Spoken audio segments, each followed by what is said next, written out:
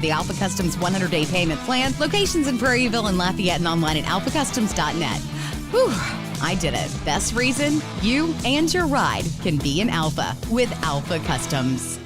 Do you feel like you get hurt at the most inconvenient times? Brock's After Hours Clinic has you covered for a break, sprain, or strain. Open 7 days a week, nights and weekends. Walk-ins welcome. Learn more, brortho.com. Did you know most homes don't have adequate insulation? This means higher electricity bills. Capital City Comfort can come and inspect your home for any spots that need extra insulation. Get ready for Louisiana weather with Capital City Comfort. Online at capitalcitycomfort-br.com. Hey, it's on. Join me this Saturday, November the 2nd at M&L Industries, your Baton Rouge Kubota dealer. They're located north of Riga Road near Segan and I-10. It's their grand opening. M&L Industries, your Baton Rouge Kubota dealer. Why do billion-dollar insurance companies regularly delay and deny valid claims? Because that's how they got to be billion-dollar insurance companies. If you've been injured, I'd like to help. Spencer Callahan is the one to see. Call 387-2323. LA filing number 16-7969. WNXX Jackson, KNXX Donaldsonville, and WDGL HD2 Baton Rouge. This hour brought to you by Spencer Callahan Injury Lawyers. LA 21-12681. Offices in Baton Rouge.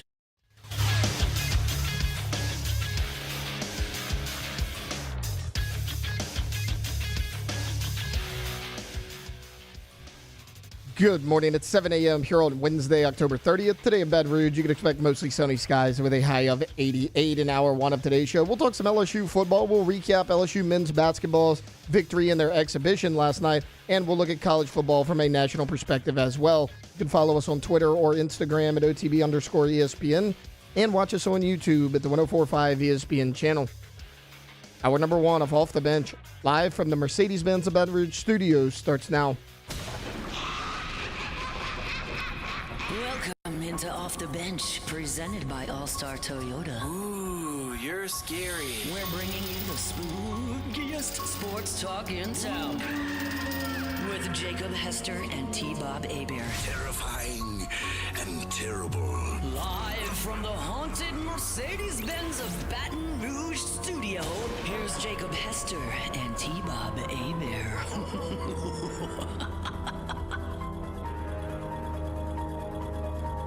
Yo, welcome in. OTB here on this Wednesday morning. No T-Bob Hebert. He's going to be in Disney till at least this weekend. But if we're being honest with ourselves, on Sunday night, probably around 9, maybe 10 o'clock at night, we'll get a text. Not a missed flight this time because he drove. Hey, I think we're going to extend our stay by a day. And so I'm going to bet that he'll be here on Tuesday morning. I feel pretty good about Tuesday morning. I wouldn't expect him to be back on Monday morning, but that is okay. Alondra Taylor here with me. How we doing? How we feeling? I feel great. I got a little early morning 4:30 a.m. power hour done at the block this morning. Sorry, at 4:30? Yes. Who? They're open at 4:30? Well, they let me go at 4:30, and it's me and one other guy. Shout out Damon. Me and Damon are out there getting it in. And then everybody gets there at 5, and we just got to get out of there by like 5. Well, I have to get out there by 5:30 so I can be here. Yeah. So they let me go at 4:30 so I can get it all. Ooh, good for you, Alondra. That is dedication. Ugh, like, man. That's like, I'm trying to get right. That's like fourth quarter program Yeah. Back in the day in the off season when you're playing college football. You'd have to leave your dorm at 4:30. It started like right at 5. Yeah. Like cleats on the grass at 5. And, it was always miserable. So good for you. Thanks. Tay, how we doing? Oh, we're doing good. I did something similar to Alondra in terms of like health and fitness. Guys, last night, tried some of the Halloween candy I'm giving out to the kids. There's a big problem because I want all of it. Like it's good. We got this new Tropical Sour Patch Kids. It'll change your No life. way. I'm telling you, it's so Okay, good. time out real quick. So you're giving them energy drinks then? When you were saying Halloween candy and you couldn't help yourself, I'm thinking it's something like Reese's or Snickers or something chocolatey. Say that again. Tropical Sour Patch Kids. Guys, you don't eat Sour Patch Kids. The Sour Patch watermelon. The watermelon ones are Oh, good. the watermelons do hit. Well, they have, it's like a 3-pack. So it's like whatever the hell I ate last night, the watermelon and something else. It was good. Yeah, you're known in the neighborhood as energy drink guy. Yeah. We got to go to energy drink guy's house. I bet he's got some good stuff. God, and then he's got drinks like are kind of expensive. I can't hand that out in Halloween. No. Well, no, I mean you can't. And plus, that's problematic. I think to hand out energy drinks to children. It'd be fun. There's a certain age that you should probably not drink energy drinks. For kids? Yeah. Yeah. Oh, yeah. absolutely. Yes. Absolutely. For children. Like my 15-year-old is a large human. He's almost 6'2", about 240, Jesus. and I barely let him he can have a little bit. Right. Right. And he's big enough to handle it, Tay. So you can't be handling, to 35-pound kids. Can't be doing that. I shouldn't pour it in my dog's bowl because I did that the other day. Oh, no. No, I'm kidding. That's why guys. I would Frankie- never. I'm kidding. That's why I didn't. Frankie be lit. He doesn't need any of that. I thought you were. I really did. Honestly, I thought you were serious there for just a little bit. Just a little bit. We're out of water, guys. You were Tay-Tay serious. behavior. Supposed to do. It is. All right. So on today's show, game time decision for Flynn. That's kind of what he gave me last night. Wasn't feeling great. So hopefully he can come in. Would love to certainly break down quarterback play and his assessment of Garrett Nussmeier in College Station last week. And so we'll see if Flynn's joining us. Eric McLean of the ACC Network will join us in hour number 3. Got a big marquee matchup in the ACC between Pitt and SMU this weekend. And with LSU not having a game, we kind of will go across the country today. We'll do a couple of different segments on where everybody else stands, where the SEC stands, because now here we are. We're days away from November, and so many teams still have an opportunity. They have a chance, including your LSU Tigers. And in years past, it just doesn't happen. In years past, we're talking about a handful of teams. Now, we are still talking about 15 that possibly, if you throw in the group of 5, 20 teams that are going to be a part of the conversation. All right, so let's go ahead, and we will get this thing started. It's time to get to work, courtesy of Tiger Labor and Staffing, where they can help take care of screening, training, payroll, and more. Now, for starters. All right, when it comes to temp labor in Baton Rouge, Tiger Labor and Staffing has you covered. Provides safety-trained, reliable staff on demand. If you want to find out more information, you can always go to their website, tigerlabor.com, and then give them a call at 225-275-8437. I was surprised that Brian Kelly talked with the media yesterday. I kind of forgot that was something he did in the first bye week as well. And, there's not a ton there. There's not anything that is going to probably make you feel better about what happened in College Station. One of the things that I did take away was some of the things that he was mentioning in the run game, and we've all talked about it. And we've, wondered maybe what is going on. And I know I saw Scott Rabelais had it. Said we did not win some matchups. We made some mistakes. We made choices to run into boxes that weren't conducive to running well. So when you look at what they tried to get done to what they actually got done, that is the troublesome thing. And the run game right now, I think it's a combination of everything. I think you could look at scheme. You could look at up front and the offensive line. You could throw some blame to the running backs if it's not all going well, because as we know, to run the football, it's got to be a well-oiled machine. It has to be all the parts moving together. When you watch tape, there is a lot of, in the run game, it's not going to be all 11 necessarily, certainly inside the box, but it will be, 6 guys doing the right thing and the 7th guy's not doing his job. If you're LSU, though, you pass the ball so well that you would think it would open up more things in the run game, and it just has not happened. And there are some box issues, and what he's talking about is, as most of you already know, running into an 8-man box. Now, I do think that having the extra defender that's going to crash your zone read, because he is not worried at all that Garrett Nussmeier is going to pull the football, it does add more numbers into the box. And so it's got to be something that gets fixed. It's got to be something that you have got to find a way. And we go back 2 weeks, and I'll see if we can clip these plays up, or maybe we can just play them straight from the surface to kind of show you what we're talking about a little bit later on in the show. But you were running kind of this stretch zone. All right, so we talked about it a little bit yesterday, but when you're running like a stretch zone and you're struggling right now at the point of attack to block guys straight up, a stretch zone kind of gives you the ability to make things go east and west. They're not going north and south, okay? You're going east and west. And so what you're trying to do is, in the SEC, you're going to have defensive linemen that are really athletic, right? Let's get them moving a little bit. You get them moving, it changes the blocking angle for some of your offensive linemen. You've got an offensive line that's athletic. And then you've got running backs that can read the play. They decide when to go north-south. They put their foot in the ground, and it was successful against Arkansas.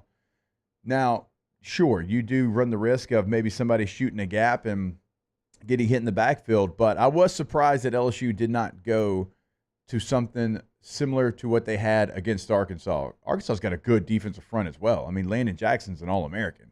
Landon Jackson's going to play a long time in the NFL, because right now, for whatever reason, and Tate, you can jump in on this, you cannot block at the point of attack. Not long enough to be successful in the run game. Not long enough to just run inside zone. Now, last year you ran inside zone. It was who you were, but you have to remember, you had a unicorn at quarterback. And that unicorn at any time could pull that football. And so you couldn't be as aggressive against LSU in the run game. Now you can be as uber aggressive as you possibly want to be, because you're running inside zone and they're not taking the quarterback into the count at all. And so you're seeing aggressive style of play against LSU in the run game. Jake, you would know this a lot better than me, but I always considered the short passing game an extension of the running game for a little bit. That's kind of my biggest concern, is you don't have a short passing game at all. I mean, I don't even care if Garrett Nosmar pulls in and runs it. Why can't he pull it and dump it out into the flats to one of the athletic receivers, dump it out to Caden Durham? We've seen success in that in the past. The last couple of weeks, it just hasn't been there.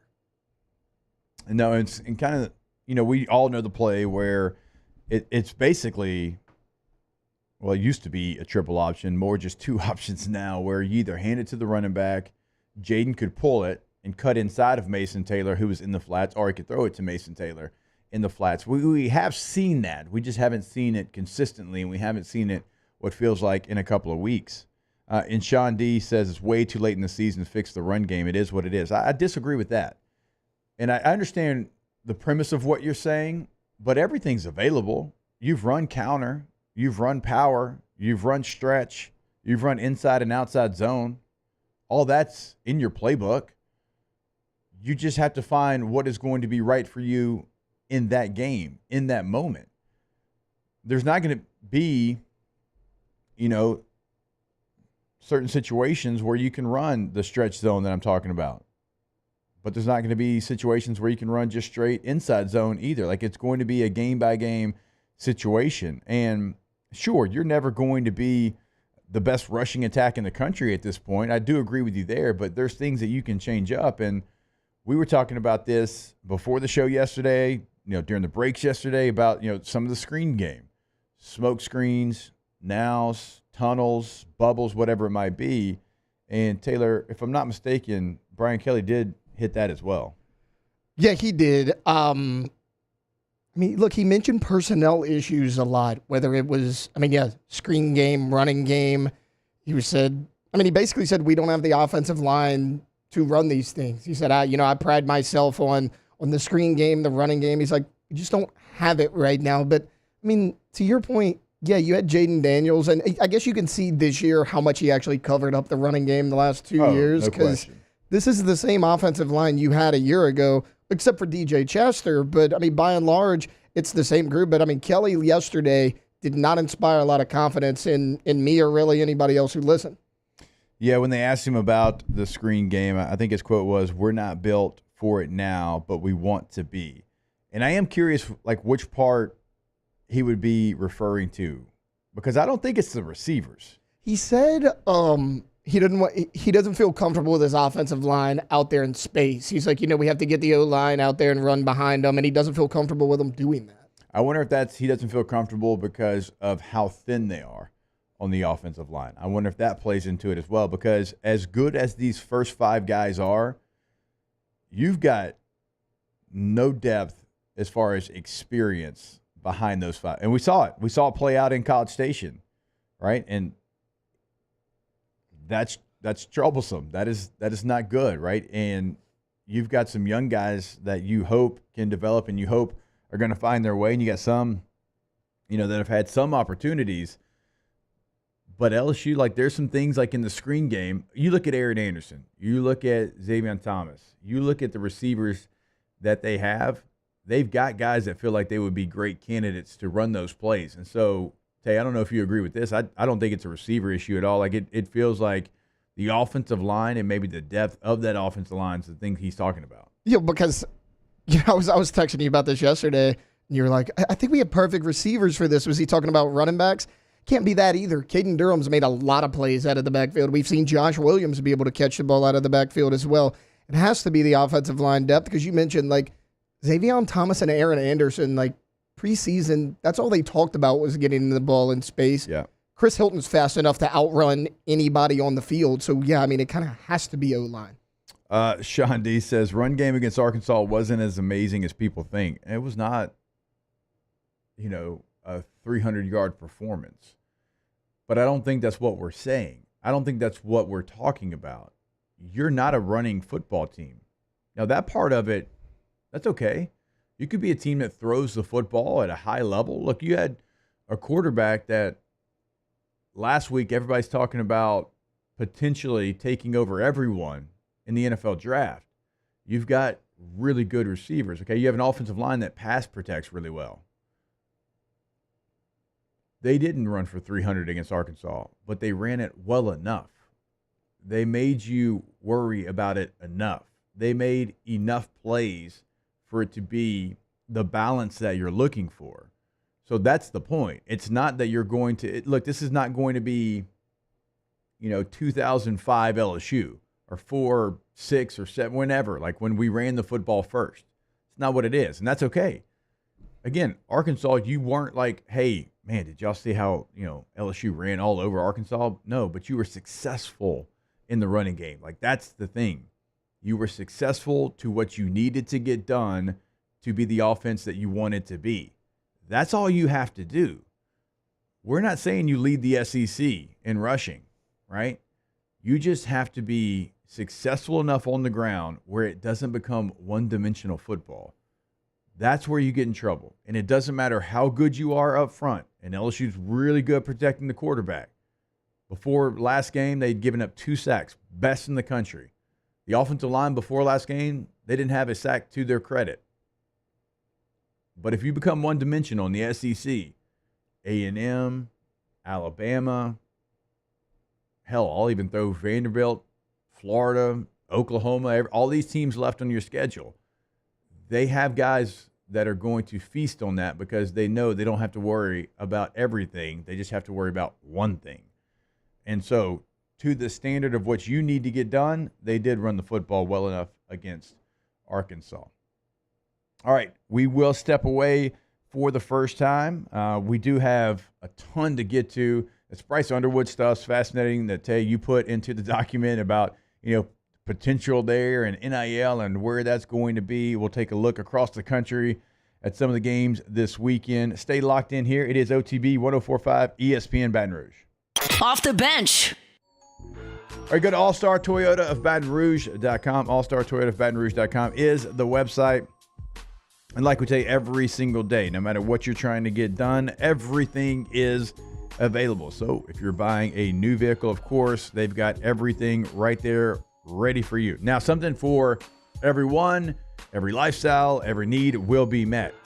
Sedan, hybrid, full-size, mid-size SUVs. They've got the Sienna minivan. They have got the Highlander, the 4Runner, if we're talking about midsize SUVs. They've got the Sequoia if we're talking about full-size SUVs. So go check out the full fleet. And again, you go to the website and you can find all the information. Now, we know they're going to have everything when you're buying new, leasing as well. And maybe you find that some places. Chances are you don't.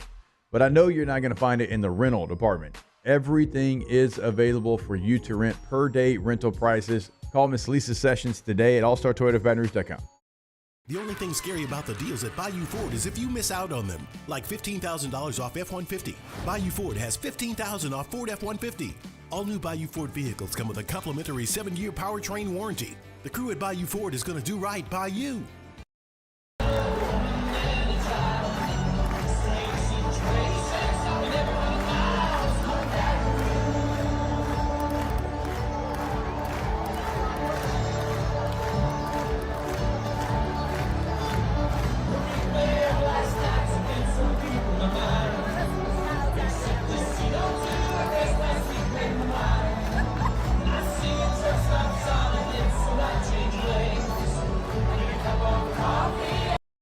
At Luba Workers' Comp, our journey began over 30 years ago with a simple belief: our clients come first. At Luba, our business has always been focused on people, not policies. Through every success and challenge, we've continued to grow because we've stayed true to our values, committed to providing you with genuine dependability. Because your well-being is more than a priority.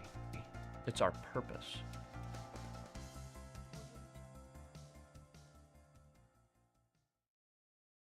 Jerry and Benny Payne began Central Plumbing Company out of their driveway in Tanglewood Subdivision. 50 years later and 4 generations down the road, we continue to serve Baton Rouge and the surrounding areas for all of their plumbing needs. Residential, commercial, industrial, or hospitality, Central Plumbing is here 24/7, 365. We want to thank our customers, family, and friends for 50 years of success. And looking forward to 50 more. Gulf Coast Office Products is a nationally recognized Savin office equipment dealer based right here in Louisiana. Over 100 employees strong, Gulf Coast has the boots on the ground to support all vertical markets, from education, engineering, legal, and finance. With the latest in office technology, from desktop to production segment units, Gulf Coast and Savin have the perfect fit for you. Call 225-756-2644. That's 756-2644 for Gulf Coast Office Products. Dylan Cruz here to tell you about Six Rings Baseball and Softball Camp. If you live on the North Shore and play ball, go to Six Rings Camps with former LSU assistant coach Dan Canaveri. His knowledge is second to none, and your child will improve and have fun doing it. Camps were held at Coquille Park and Six Rings Academy in Covington with 4 sessions over the summer. Full day and morning only sessions are available from ages 7 to 13. Go to sixringsbaseball.com or call 985-206-9096. Learn the game to love the game. At Relief Windows, we're more than windows. We're windows, doors, hardy plank, and vinyl siding.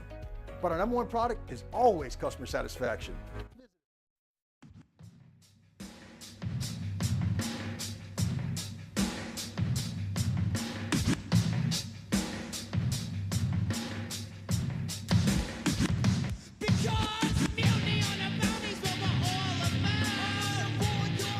Back to sports talk.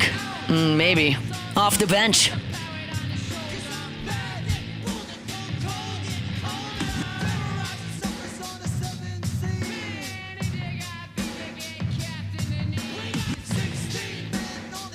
All right, welcome back in. OTB spent the last segment talking about LSU's rushing attack, or, kind of lack thereof, certainly in College Station.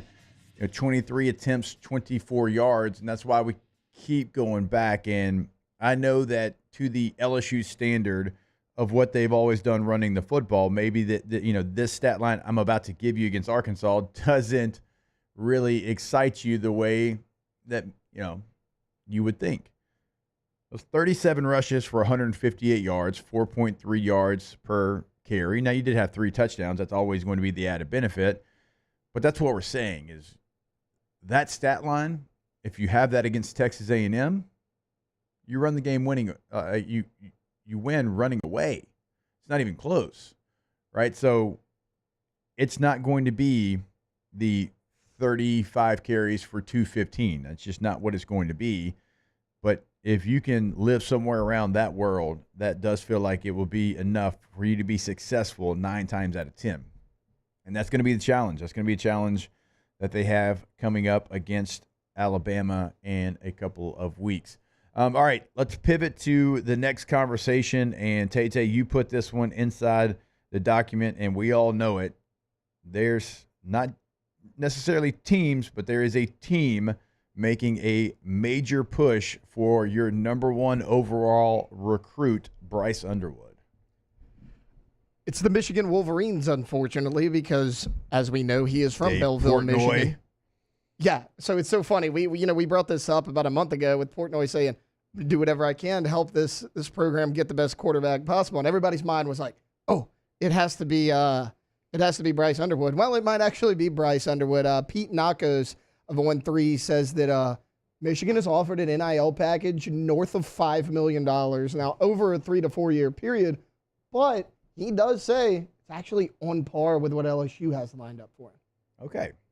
So we feel pretty good about that then. You'd have to, because if all things are similar, he already chose LSU over Michigan. So, like, when it seems like something's changed, kind of nothing's changed at the same time. Also, this was like last week or maybe a couple weeks ago, but there was like a tweet floating around about like him maybe flipping from some Michigan journalists out there somewhere. And Bryce Underwood actually like commented a laughing face under it. So for whatever that's worth, it just doesn't feel like he's really interested in that. I mean, he is less than 30 minutes away. Yeah. From campus. Yeah. I mean, so this could be a situation, and we see it play out here all the time, where, kids from Baton Rouge are like, hey, we just saw one Moss have a pretty good day against LSU, right? Mm-hmm. I'm going to go somewhere else. I'm going to get away. I'm not going to stay close to home. And look, everybody's not like that, obviously, but there are some people that they're not going to do that. Maybe you have a situation like that because you got about a little over a month before you get to that first signing day. And for LSU, like, it's crucial for a couple of reasons. Mainly, look, it's the number 1 quarterback in the country, number 1 overall recruit in most services. I think he's 2-1. So maybe not across the board, but come on, number 1 recruit in the country. And you've had him committed forever. I mean, he has been somebody that has kind of been the main guy in this recruiting class. One's going to be top 5 without question. Like, he has been the leader going out there and doing all the heavy lifting. So if you lost Bryce Underwood, it would be devastating because, again, number 1 quarterback, you've had this incredible run of quarterbacks. You've had 2 Heisman Trophy winners. You've got a guy in Garrett Nussmeier right now who's one of the best quarterbacks in the country. You want to continue that. You want to continue to have that guy behind center. So that's a part of it. But also, you've held on to him for so long.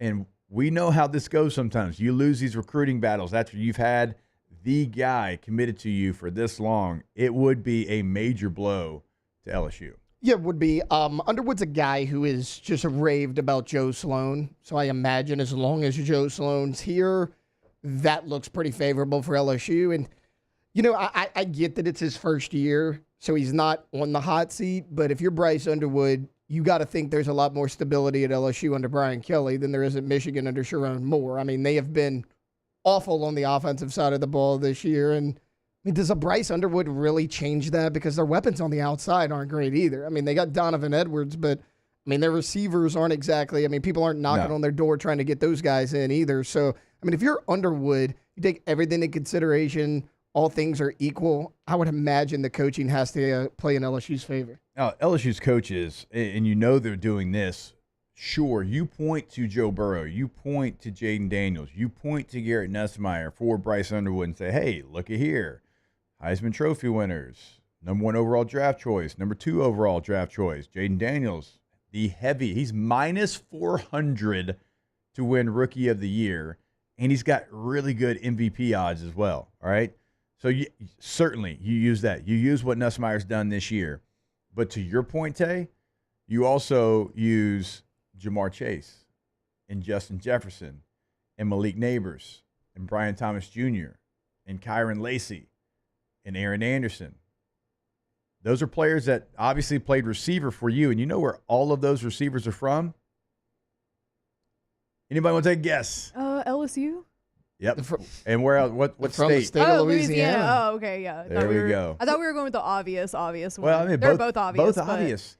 But you always have Jimmys and Joes from this state Yeah. at that position. This state produces more incredible receivers than almost any state, and I don't care what size. I'm not talking per capita, nonsense right now.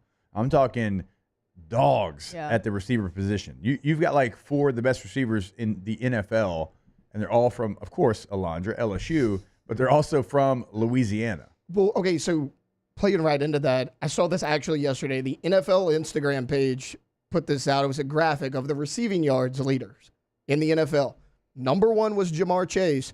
Number 2 was Justin Jefferson, and they actually mentioned LSU in their caption. And then, Jake, going back to Jaden Daniels, yeah, he's minus 400 to win Rookie of the Year. But if Daniels were to go down with an injury, I like Brian Thomas's odds because he's been so good as a rookie. Malik Neighbors has been good as a rookie. Like, everybody mentions Jefferson and Chase, but, like, it's guy after guy after guy. To Taylor's point about, like, the stability in the team as well, though, and, like, having weapons around the team, 2025 recruiting class for Michigan is ranked 12th in the country, and LSU's is ranked 4th. So, obviously, you're going to have better people around you if you come to LSU. No, I think it's, there's a lot of factors that look, Michigan won the Natty just last year. I do understand that, but all the pieces that brought that together are no longer there. And I'm not just talking about players. Obviously, Jim Harbaugh, thank God, is leading my Bush League Bolts, and he is no longer there. It's just a completely different power structure. I mean, a lot of things. I mean, not just players, not just head coach, multiple staff members. And so something to pay attention to, something we'll continue to watch. And, sitting here having this conversation, who I really feel bad for is Malik Neighbors, who has to play with Daniel Jones as his quarterback after going from Jaden Daniels to Daniel Jones. I'm going to have to add it up. I believe it's close to 670 days since Daniel Jones has thrown a touchdown pass in a home game. That's insane. Wait, say that again? It's been almost 670 days since Daniel Jones has thrown a touchdown pass inside of MetLife Stadium. It's not good. That should not be a real number. I mean, I know he's got some injuries, but that's still not good. I mean, based off of just what I'm looking now, hasn't had a touchdown in the past 3 games, had 2 at Seattle, and none against the Cowboys. That last pass that he threw last week with the game on the line and them driving, it's inexcusable. Like, that can't happen in a professional football game. Like, you can't sail one that bad. Oof. You know what, though? He's got a lot of money. That's about it. Money helps. Yeah. Money helps. A lot of money. Got a lot of money. That's why he's still playing. It's the only reason that he is still playing. All right, we will step away, and when we come back, as I mentioned, we'll get into some of the national conversation, LSU bye week. But there's some big games across the country. We'll start that process when we jump back here on OTB. Off the bench. Go to ColemanRoof.com. ColemanRoof.com is the website, Louisiana's most reliable and respected roofing company. You can go to that website that we gave you there. You can get a free inspection. Just click right there on the homepage. It's going to be the first thing that pops up. More contact information on the website as well. And you'll see like this incredible commercial building right there on the homepage. You'll notice there's not going to be a job that's going to be too big for Coleman Roof. But the best part about Coleman Roofing and Construction, it is a one-stop shop, like a true one-stop shop because of the construction portion of it. So if you've got damage to your roof and you had a situation where you couldn't get it fixed in time, here comes the rain like it was last night, and now because you had this leak, the entire drywall, interior flooring is all messed up. Well, they come in, they can fix that. They can fix your roof. They can fix it all. That's what they do over at Coleman Roofing and Construction, ColemanRoof.com. Bayou Chrysler Dodge Jeep Ram can get you in a new 2024 Ram 1500 truck for only $32,898. $32,898 for a new Ram 1500 truck. All new Bayou Automotive vehicles come with a complimentary 7-year powertrain warranty. The crew at Bayou Automotive is going to do right by you.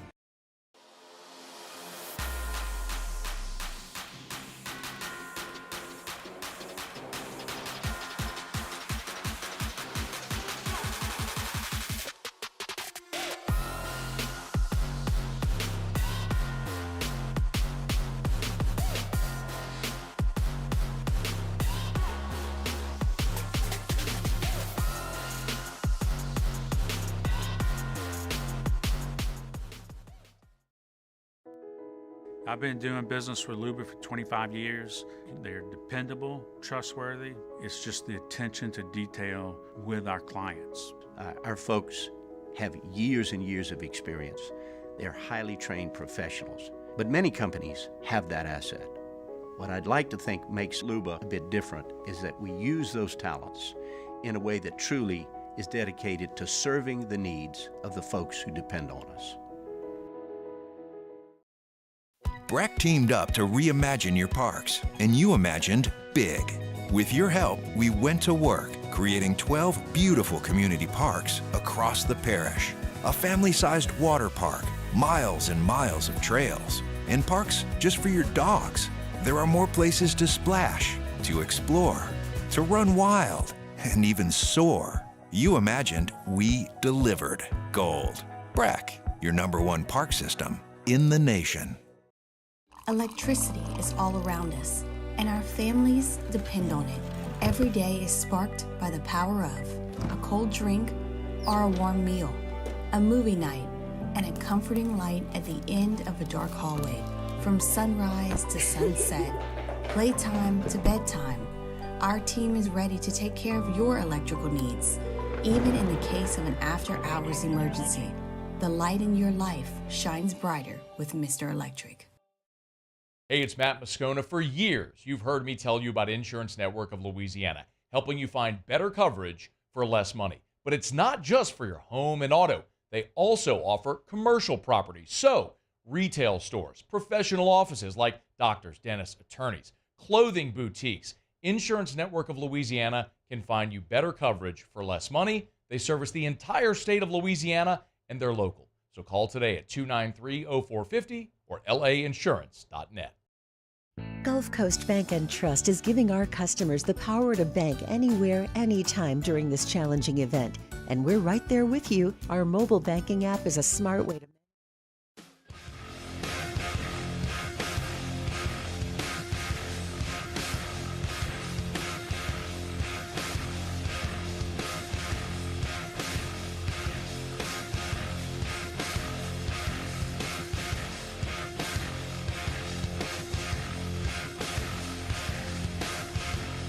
Let's get back to breaking down the film on Off the Bench with Hester and T-Bob.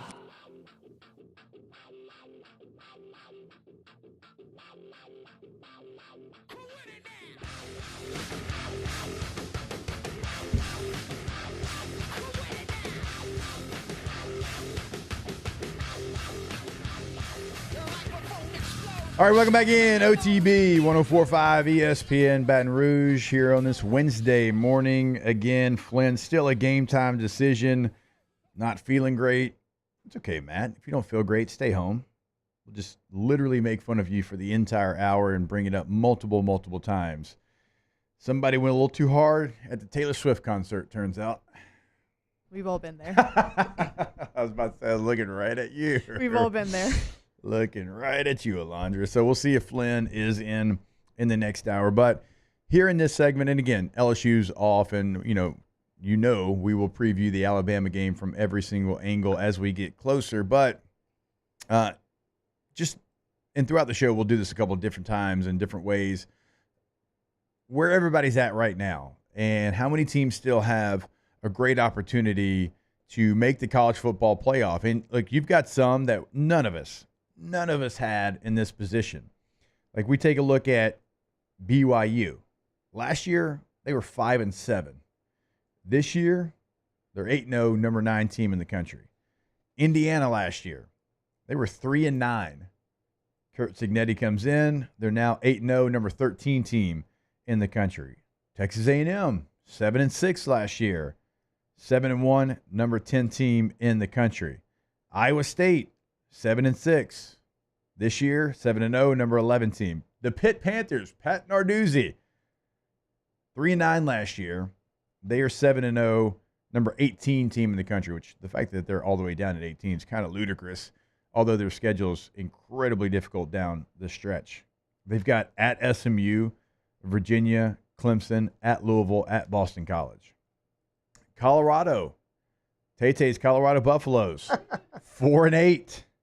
last year. They're 6-2, number 23 team in the country. The Miami Hurricanes, 7-6 a year ago, 8-0, number 5 in the country.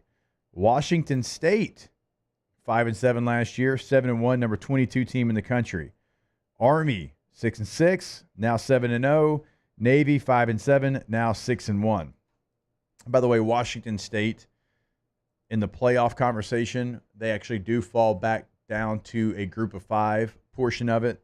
And I know it's weird because it's the Pac-2. It's just them and Oregon State. And honestly, if they would have beaten Boise State, which was a really good game, they probably would be the leader in the clubhouse to get the group of 5 playoff spot. But still, they do have odds. And when you look at the tiers, there's 4 different tiers when it comes to teams that have a realistic opportunity to still make the college football playoff. The top tier right now, Miami, Oregon, Georgia, Penn State, Texas, and Ohio State. Now, Miami actually right now on the ESPN playoff predictor has the best chance to make the college football playoff. They sit right now at 90%. Miami Hurricanes, 90%. Think about some of the victories that they've had. It might even throw victories in air quotes that they've had. They still right now, they sit at 90%. And they sit there because when you look at what they have remaining, it's Duke at home, at Georgia Tech, bye week, Wake Forest, at Syracuse. If Miami goes Tay-Tay and Alondra to the ACC championship game against Clemson, but loses that game and doesn't get the automatic place, do they still go to the college football playoff? Yeah, because I think multiple ACC teams are going. So you'd have Clemson at 1 loss and Miami only at 1 loss. I mean, I would think they would both have to go. No, they'd probably be a lower seed. They obviously not getting that first round bye, but yeah, I think they're in. Yeah, I think so. I think they'll win out the rest of the schedule except for maybe the ACC championship. Man, just think about how close. I mean, being down at Cal, Virginia Tech, having that call go your way, which still. Louisville, you had a couple of situations pop up. But right now, again, 90% for the Miami Hurricanes. Oregon at 87%. Georgia at 85%. Penn State at 84%. Texas at 75%. And Ohio State at 73%. Of those teams, which all have 73% or greater chance right now to make the college football playoff, which one, or do we think any of them are truly fraudulent? Fraudulent in what way? Like if they get into the playoff, can they make a deep run? If they get into the playoff, will they do anything? I don't think Ohio State will. I really don't. Look, I think so. You don't like them this weekend? Penn State on the road? I don't know. But I just, first off, I don't trust Ryan Day in the postseason, and I get it. It's a different year in and year out. I'm always one person that's like, until you prove it to me, I have no reason to believe otherwise. And I really have doubts about Will Howard in close games. They couldn't run the football last week. I mean, that was a big problem for them. I mean, all their rushers averaged 2 yards per carry. And we know they got a very crowded backfield, but this Penn State defensive front they're about to go against is much better than Wisconsin's. And so, oddly enough, they might be the answer, even though like coming into the season, like we thought maybe they're the most talented team. All right, going to the second tier in the playoff predictor, you've got Indiana, Tennessee, Boise State, Notre Dame, BYU, Alabama. Indiana, 69%. Tennessee, 68%. Boise State, 61%. Notre Dame, 59%. BYU, 57%. Alabama, 53%. Do we think Notre Dame has enough on their resume to just assume that if they went out, they're going to be in? I'll lay it out for you. They just beat Navy, which I'm going to give them credit for that. That was a good win. They got a bye week. They're Florida State, who's horrendous at home, Virginia at home, Army in Yankee Stadium, and at USC.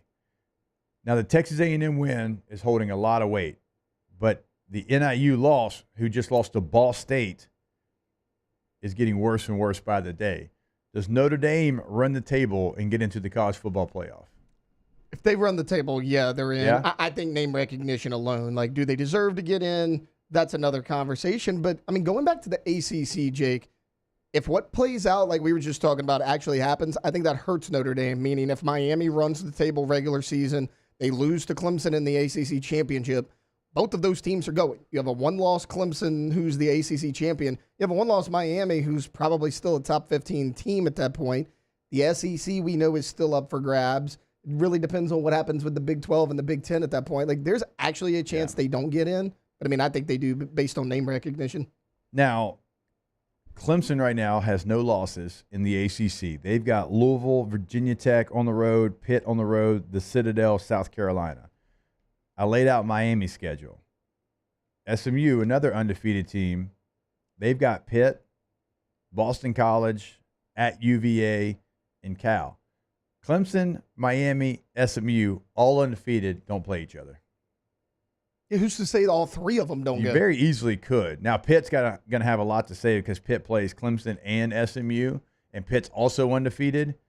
Now, their schedule, as I laid out earlier, it's more difficult. 4 undefeated teams in conference play, probably a bigger conversation to get into. These conferences are too big. If you have 3 teams that don't play each other, like you're getting into some hairy situations when it comes to like the true champion of your conference. And you know me, I have not been a fan of the way SEC scheduled for a long time. Like the fact that you go 3 full recruiting classes between trips to Lexington if you're LSU, like we're in the same conference. What are we doing? Like Williams-Brice, last time you went there before this year was 2008? Like 16 years? And you're in the same conference? Yeah. And now Auburn, like how we used to play them every year, and now it's only going to get worse. Yeah. With these, huge 18-team conferences that we have. Yeah. Cool. Here's one. What if LSU would have beat A&M on Saturday? You don't play Texas this year. So let's say there are 3 teams with one loss. That's still a possibility of being kind of what you're talking about. Yeah. I mean, it plays out the same way here. You don't play Texas. So, and I get it. There's certain common opponent, what they did against the common opponent. I get all that. But, I kind of agree with you. I think it's a little too big. I mean, because right now in the SEC, A&M's undefeated, but they play Texas, who has 1 loss. So let's say both of them, if Texas wins, they could have 1 loss. You've got Georgia and Tennessee. They both have 1 loss now. They play each other, so one of them will have 2. LSU right now doesn't play Tennessee, Texas, or Georgia, 3 of the 4 teams ahead of them. And so, I mean, you could have some tiebreaker situations have to play out in the SEC as well. So still a ton to be, kind of played out here in college football. We will step away. We'll continue talking playoff predictor. LSU is still here in tier number 4 now, no longer in tier number 3, but still has some decent odds to get into the college football playoff. We'll continue laying it out for you when we come back here on OTB. Off the bench. All right, didn't think about this one. Go to GoTommies.com. GoTommies.com is the website to go to. Tommy's windows, doors, and siding. You'll see the difference clearly with Tommy's when you have them come out. They've done it for me, and you can check out the website. Since they've done it for me, you go and you can hear my testimonial. You can read a testimonial on their website. You can see a gallery of the work that they've done. But also, I always encourage you, because the same thing happened to me. When I had Tommy come out, it's like, hey, I'm kind of looking for this. It's like, okay, let's get a custom job. Just tell me what you're looking for. And I tell him, you lay it out, and okay, we got you. No problem. So if you don't see it on the website, even though it's a great tool to use, just know they can customize your job to what you're looking for. And that is one of the differences that we're talking about with Tommy and the team over there at GoTommies.com. The only thing scary about the deals at Bayou Ford is if you miss out on them, like $15,000 off F-150. Bayou Ford has $15,000 off Ford F-150. All new Bayou Ford vehicles come with a complimentary 7-year powertrain warranty. The crew at Bayou Ford is going to do right by you.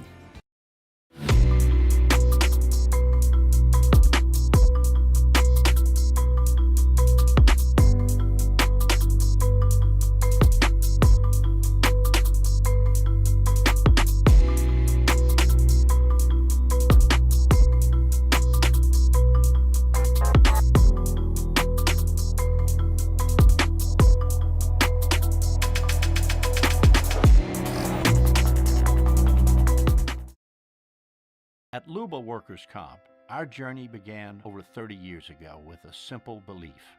Our clients come first. At Luba, our business has always been focused on people, not policies. Through every success and challenge, we've continued to grow because we've stayed true to our values, committed to providing you with genuine dependability. Because your well-being is more than a priority. It's our purpose.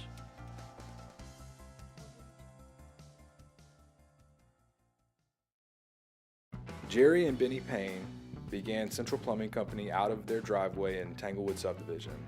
50 years later and 4 generations down the road, we continue to serve Baton Rouge and the surrounding areas for all of their plumbing needs. Residential, commercial, industrial, or hospitality, Central Plumbing is here 24/7, 365. We want to thank our customers, family, and friends for 50 years of success. And looking forward to 50 more. Gulf Coast Office Products is a nationally recognized Savin office equipment dealer based right here in Louisiana. Over 100 employees strong, Gulf Coast has the boots on the ground to support all vertical markets, from education, engineering, legal, and finance. With the latest in office technology, from desktop to production segment units, Gulf Coast and Savin have the perfect fit for you. Call 225-756-2644. That's 756-2644 for Gulf Coast Office Products. Dylan Cruz here to tell you about Six Rings Baseball and Softball Camp. If you live on the North Shore and play ball, go to Six Rings Camps with former LSU assistant coach Dan Canaveri. His knowledge is second to none, and your child will improve and have fun doing it. Camps were held at Coquille Park and Six Rings Academy in Covington with 4 sessions over the summer. Full day and morning only sessions are available from ages 7 to 13. Go to sixringsbaseball.com or call 985-206-9096. Learn the game to love the game.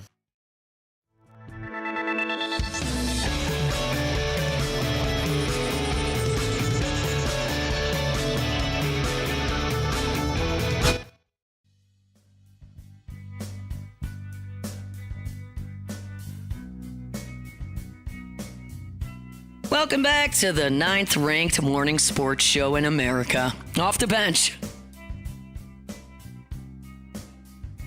All right, welcome back in. OTB. I need her to say that a little bit more enthusiastic. I mean, okay, top 10, no big deal. It's not a big deal. We gotta change that. Yeah. When the rankings come out, I'm gonna need it to be a lower ranking. What if we fall like 11? I won't even ask her to do it, honestly. No, we had to get rid of that. Yeah. We fall like to 11 or something. Now we I think we've stayed before, like stayed at 11. I think we at 12. I think we stayed at 12 one year. Yeah. We've never fallen. How are back. these determined? I have no idea. Okay, because it's probably a room of like 4 dudes and they just vote on it. Maybe so. I have no idea. Oh no, we need. If I knew how, I'd try to set need some stuff up. We need but T-Bob to find a way to infiltrate and yeah, do a little tampering. Yeah. Also, like, I don't know, do we need to do some like press? Do we need to do like a little media tour? You know, like go talk to people? Sure. Where are we gonna go? I don't know. Who are we talking to? Send them a fruit basket or something. Yeah. All right, Derek Jeter. All right. I don't want to talk about the Yankees. They won last night, but I don't want to talk about it. They did win. Yeah. And you know, Congrats. like They didn't get now, I can't watch the rest of the World Series because I didn't watch last night, and they won. It's a true fan. So that's a true because fan. like you know, it didn't start off great, and I was like, I cannot watch the Yankees get swept. Like I can't watch it. Yeah. At home. Now you can't watch. Yeah, I can't That's watch fine. the rest of That the makes total sense to me. Yeah. All right, we have 2 tiers left in the college football playoff predictor here. Texas A&M kind of takes your spot. Now they lead tier number 3, 47%. Iowa State 46%. Kansas State 39%. Clemson 32%. Surprised theirs is not higher. SMU at 30%. Army at 21%. And then tier 4, LSU at 21%. Pitt at 20%. Ole Miss at 19%. Tulane back in these predictions. 11%. Washington State at 10%. And UNLV at 9%. So again, LSU 21%. You still have an opportunity. You win out, you're in my opinion. You go and you do what you got to do, and you're 10-2 in the SEC. You something around you would have to happen, like something miraculous. Like all these ACC teams would have to continue to win that don't play each other. You would have to have maybe some Big 12 situations play out where You got BYU taking on Iowa State, both undefeated in the championship game, but we will certainly see. And then how about Army still sitting there? I know Navy, God, I don't know if y'all watched it. That thing went sideways on them. Anytime you see Navy fumble an option pitch, you know it's not going to be their day. They had five fumbles in that game. Hadn't fumbled all year. Blake Horvath had a thumb injury, went to throw one, just falls out of his hand. You had a muff punt. The same guy who muffed the punt had a kickoff hit him right in the face. Oof. He turned his hands over to catch it like a receiver, hit him in the face, went out in the 4-yard line. That, I would have a hard time putting that guy back in a game ever. Yeah, y'all don't even play like that at Elite. No. So, it went sideways on him, and it was, self-inflicted. And then credit Notre Dame, they took advantage of it. But Army's still there. Army's still there with an opportunity. The group of 5, it's Boise State at 61%, Army at that 21%, and then you've got Tulane at 11%, Washington State at 10%, and then UNLV, as I said, 9%. Real quick, got about a minute left. Would we be shocked if Boise State is not the representative from the group of 5 in the college football playoff? If they're not, I would be shocked. Yeah. I wouldn't be completely shocked because, outside of G&T, Maddox Madsen's been shaky, but they're certainly the favorite.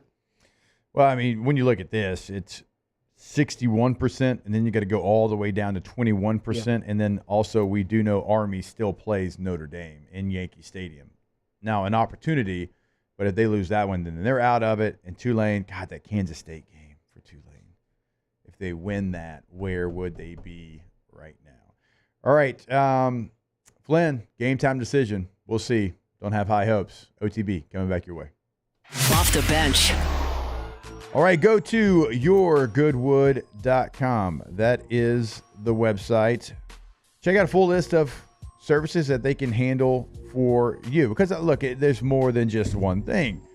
You go to a list of services and what they can do for you. Sure, sexual performance that we talk about. That is right there. But also PRP hair rejuvenation. All right, longevity, anti-aging is something that they handle over there at Goodwood. So when you go to the website, again, you can check out all that. You can check out pricing right there on the website and just see what they can do for you. If you want to make your appointment, if you want to book that appointment, even if it's just for a consultation, like maybe you don't know, maybe you're not quite sure just yet. Well, you go in, you book the consultation, and they help you get on a plan. But you go to the website, you do that today. You can check out, again, you can check out pricing, get that appointment scheduled right there on the homepage. Again, yourgoodwood.com. Bayou Chrysler Dodge Jeep Ram can get you in a new 2024 Ram 1500 truck for only $32,898. $32,898 for a new Ram 1500 truck. All new Bayou Automotive vehicles come with a complimentary 7-year powertrain warranty. The crew at Bayou Automotive is going to do right by you. The Windsor Senior Living Community in Mandeville, Louisiana is a beautiful, vibrant apartment community geared towards seniors. They are nestled right in the heart of Mandeville, where seniors live a more carefree lifestyle in spacious apartments with the peace of mind that comes from having a little extra help. Call the Windsor at 985-624-8040 to schedule a lunch and tour. Come see how the Windsor can be your passport to peace of mind. I've been doing business with Luba for 25 years. They're dependable, trustworthy. It's just the attention to detail with our clients. Our folks have years and years of experience. They're highly trained professionals, but many companies have that asset. What I'd like to think makes Luba a bit different is that we use those talents in a way that truly is dedicated to serving the needs of the folks who depend on us. Breck teamed up to reimagine your parks, and you imagined big. With your help, we went to work, creating 12 beautiful community parks across the parish. A family-sized water park, miles and miles of trails, and parks just for your dogs. There are more places to splash, to explore, to run wild, and even soar. You imagined, we delivered. Gold. Breck, your #1 park system in the nation. Electricity is all around us, and our families depend on it. Every day is sparked by the power of a cold drink or a warm meal, a movie night, and a comforting light at the end of a dark hallway. From sunrise to sunset, playtime to bedtime, our team is ready to take care of your electrical needs. Even in the case of an after-hours emergency, the light in your life shines brighter with Mr. Electric. Hey, it's Matt Moscona. For years, you've heard me tell you about Insurance Network of Louisiana, helping you find better coverage for less money. But it's not just for your home and auto. They also offer commercial property. So, retail stores, professional offices like doctors, dentists, attorneys, clothing boutiques. Insurance Network of Louisiana can find you better coverage for less money. They service the entire state of Louisiana, and they're local. So call today at 293-0450 or lainsurance.net. Jerry and Benny Payne began Central Plumbing Company out of their driveway in Tanglewood subdivision. 50 years later and 4 generations down the road, we continue to serve Baton Rouge and the surrounding areas for all of their plumbing needs. Residential, commercial, industrial, or hospitality, Central Plumbing is here 24/7, 365. We want to thank our customers, family, and friends for 50 years of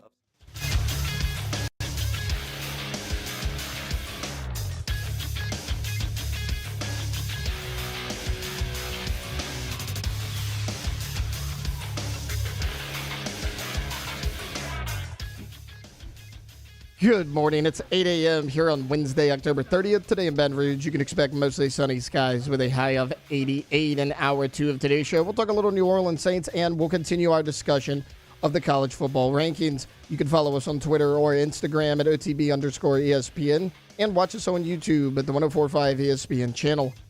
Hour number 2 of Off the Bench, live from the Mercedes-Benz Baton Rouge studios, starts now. Welcome into Off the Bench, presented by All-Star Toyota. Come in if you dare. We're bringing you the spookiest sports talk in town. With Jacob Hester and T-Bob Hebert. Aren't you scared? Live from the haunted Mercedes-Benz of Baton Rouge studio, here's Jacob Hester and T-Bob Hebert.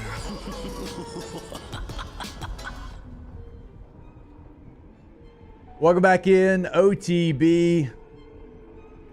No Flynn. Told y'all he was soft. I went a little too hard at old Taylor Swift this weekend. He tapped the helmet. He was tired. Needed to sit this one out. What an old Anthony Richardson. Ooh. That's what we're going to start calling him. Yeah. Old Anthony Richardson. Yeah. I bet he'll be coaching flag football tonight. Wasn't too sick to do that. Too sick to come hang out. Must not be Says a morning he's sick. person. I'm like, you're hungover. Yeah. Does it take that long? And when you're old. I was about to say, being hungover on a Wednesday from a weekend concert is doing He must have work. went on Sunday. I think he went on doing Sunday. work. I think he did. So, in a week in which it would be great to have him break down Garrett Nussmeier and some of the struggles that the offense ran into in the second half. Yeah. He's sick. Yeah. Quote unquote sick. I'm not buying it. No, it's weak. And then he hits me with, well, a bye week is for recovery. That is such a Matt Flynn answer, dude. Which fair It's enough. all right. It's all right. DrinkMyHigh.com, because, we're good friends, so we're not going to bail on him. DrinkMyHigh.com. Maybe he should drink some My High if I was he's going to sick. say, My High's great for hangovers. Yeah. So, anyways, it's okay. We'll move on. Alondra, what did y'all do to piss off Freddie Freeman? Oh, I don't even want to talk about Freddie Freeman makes me so angry, and he's so good. He's so nice. Like, too. and He's like the best human. it's hard to hate him, but literally 6 home runs in the World Series is insane, actually. So, I don't know what we did. This is what's been going wrong. The Yankees have been going out there wanting to lose these games. I'm convinced they wanted to have a huge comeback, 0-3, wanted to have this huge comeback and make it. But Aaron Judge went completely cold in the offseason or the postseason. Yeah. Completely cold. The bullpen management has been terrible. I don't know what Aaron Boone's out there thinking. It has been abysmal, the bullpen management in the World Series. Yeah, it's been questionable for sure. throwing guys that hadn't thrown in you like forever. Load up the bases for Freddie Freeman. Wow. So I just. Here's something disheartening for Alondra. I hate the I don't wanna pile hear on, but it'll be this. fun. So, the Dodgers were up big in this series, 3-0, obviously. They win a bullpen game. The Yankees couldn't afford to do that. The Yankees threw more pitchers than the Dodgers last night in a Dodgers bullpen game. So enjoy that win. I don't want to. Tay, I don't know Major League Baseball. Are they like, if we played something from the game, would they pull the stream down? Is baseball like UFC? Is it that I can bad? get it back.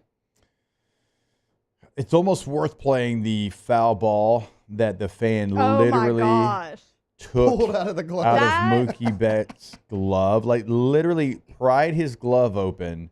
And not only did he pry his glove open and take the ball, his buddy was holding Mookie Betts' wrist so he couldn't get it with his offhand out of the glove. It was so aggressive. I've never seen anything like that.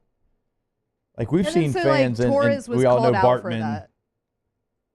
Like that, I think the guy got a lifetime ban. He needed to. They both Good. got thrown out immediately. They deserve it, honestly. I mean, now as Taylor's playing it, if you're watching this on YouTube, God, this makes me so angry.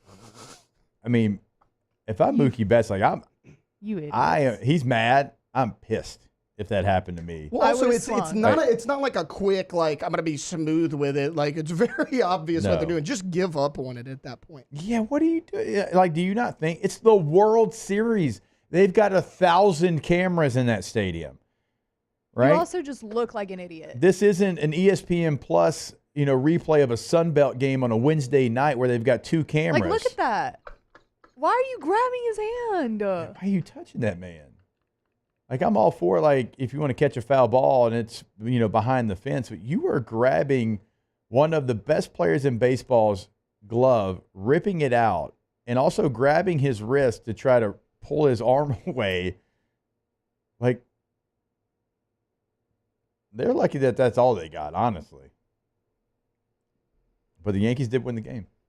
So, who's to say they're not the saviors? What if the Yankees come back? Was that the moment? Was that the moment? That might be.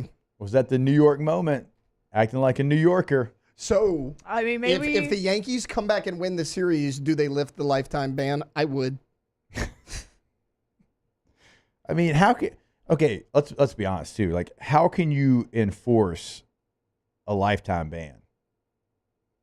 Like, if they go to StubHub and get a ticket and scan in, are you going to know that they're there? It's Yankee Stadium. Now, those are primo seats, and so maybe they don't want to go sit in the outfield. Can you really enforce that? I'll I have don't to know how try you it. I would. technically have a Yeah. lifetime ban from IHOP, so I'll go try it and let you guys know today if I can still get in or not. Wait, you have one? Yeah. For what? It just involved a lot of syrup, Jake. Okay, that's all we're going to talk about. I'm actually not allowed to talk about it. I signed a non-disclosure. Okay. Well, your first problem? Should have gone to Waffle House. It's true. I'm not banned from there. So. Yeah, well, nobody can get banned from a Waffle House. It's true. We You could passed. commit Impossible. you could commit like a capital 6 offense felonies. and they're letting you in. That's Yeah, so it's true. It's the greatest place on earth almost. Guys, I'm not actually banned from. Yeah, I don't think.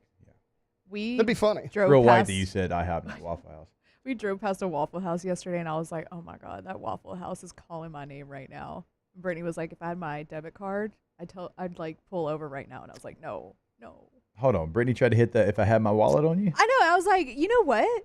I have my wallet on me. I got you. Let's go Yeah. to this Waffle House. But I was like, no, let's not go to Waffle House. So Brittany drove all the way to Walker with no wallet? No wallet. Seems suspect. She had her wallet. No, she really did it. But to not have your wallet when you're going out of town is crazy. All right. Going to Walker's going out of town to me. It's out of town. It's the land of Taylor. That's a drive. Yeah.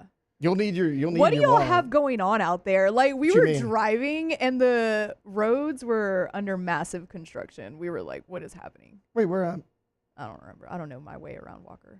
Y'all probably went near Jubin. Maybe. That thing's been under construction for like 2 years.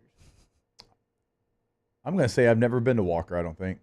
I think that was my first time going yesterday. Sure, dude, it's a good time. We got a McDonald's, we got a Waffle House, and a Burger King. Actually, you know what? We got all the fast foods. We're fast food capital. Yeah, anytime anybody starts the conversation off with, we've got a Burger King. We do. We got all of them. Taco Bell, Jack in the Box, Wendy's, Sonic, they're all there. All in the same strip.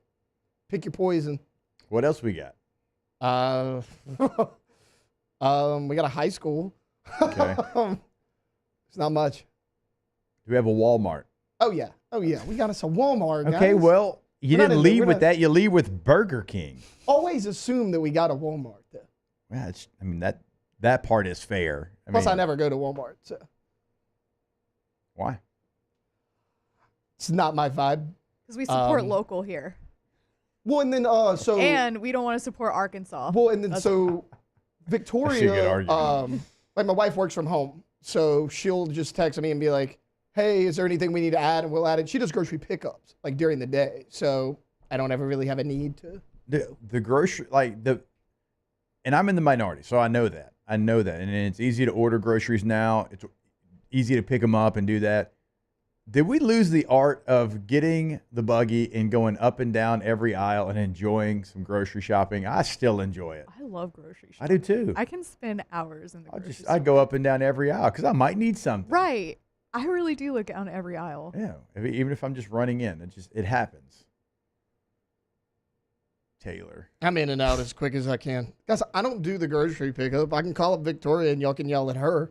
I'm here during the day, so it's kind of not on me. Daniel inside the chat says, tell them about the antiques, Tay-Tay. Isn't that denim? That's denim, yeah. Yeah, that is you don't denim. have that going y'all for go you. there, the antique district. We do. They got, they got like a little restaurant right there on the train tracks. It's fantastic.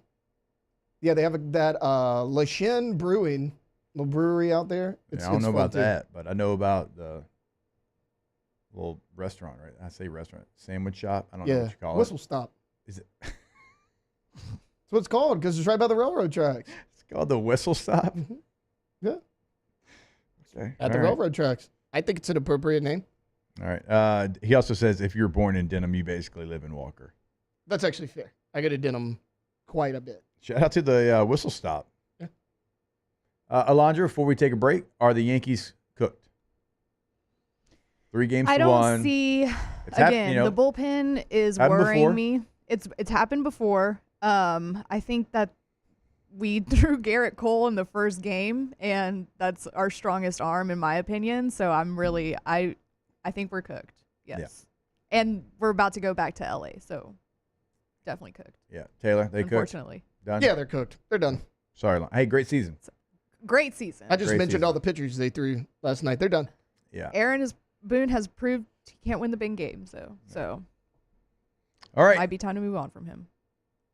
When we come back, we'll play a little game, right, wrong, and indifferent.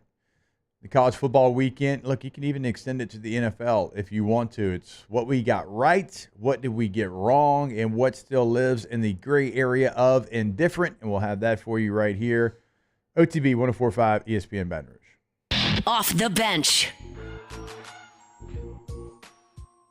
Go to thequeenbr.com. Thequeenbr.com is the website, and you will see the brand new Queen Casino here in Baton Rouge. It is your ultimate football destination, as we tell you every single day. When you go to the website, you'll click right there. It is the first thing that pops up, and you will see the incredible, brand new, not only renovations, but the DraftKings Sportsbook.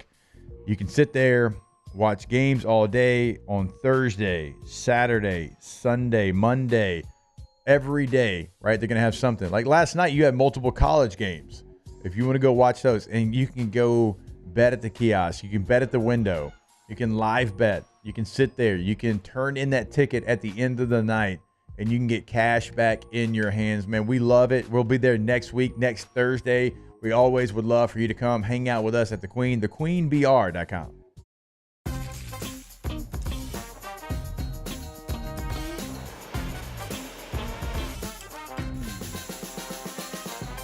The best kept secret in town is out. Discover Tallulah at the Renaissance Hotel on Bluebonnet.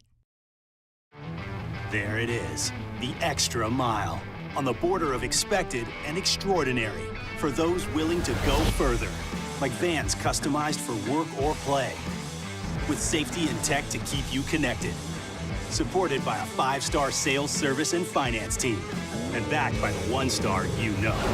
So go the extra mile. It's never crowded, because so few have what it takes to go there. Mercedes-Benz Vans.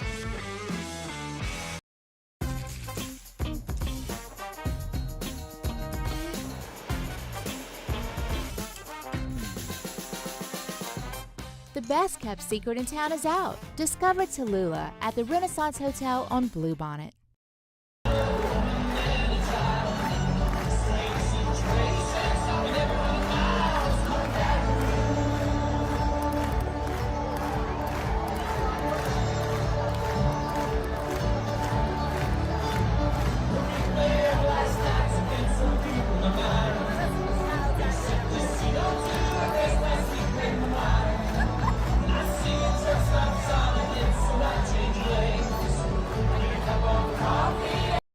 At Luba Workers' Comp, our journey began over 30 years ago with a simple belief: our clients come first. At Luba, our business has always been focused on people, not policies. Through every success and challenge, we've continued to grow because we've stayed true to our values, committed to providing you with genuine dependability. Because your well-being is more than a priority. It's our purpose.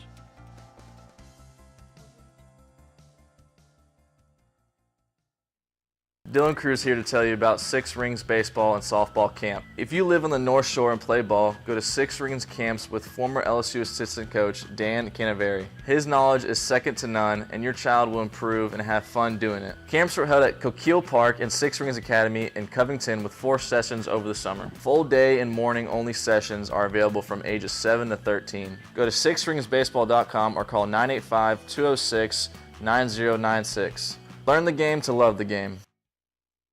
Breck teamed up to reimagine your parks, and you imagined big. With your help, we went to work, creating 12 beautiful community parks across the parish. A family-sized water park, miles and miles of trails, and parks just for your dogs. There are more places to splash, to explore, to run wild, and even soar. You imagined, we delivered.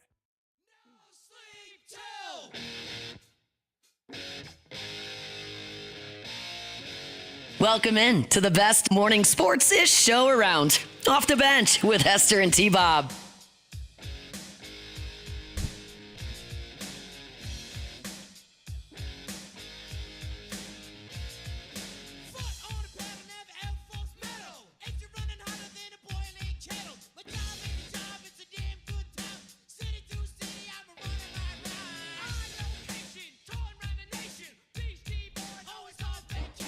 All right, welcome back in. OTB 104.5 ESPN Baton Rouge.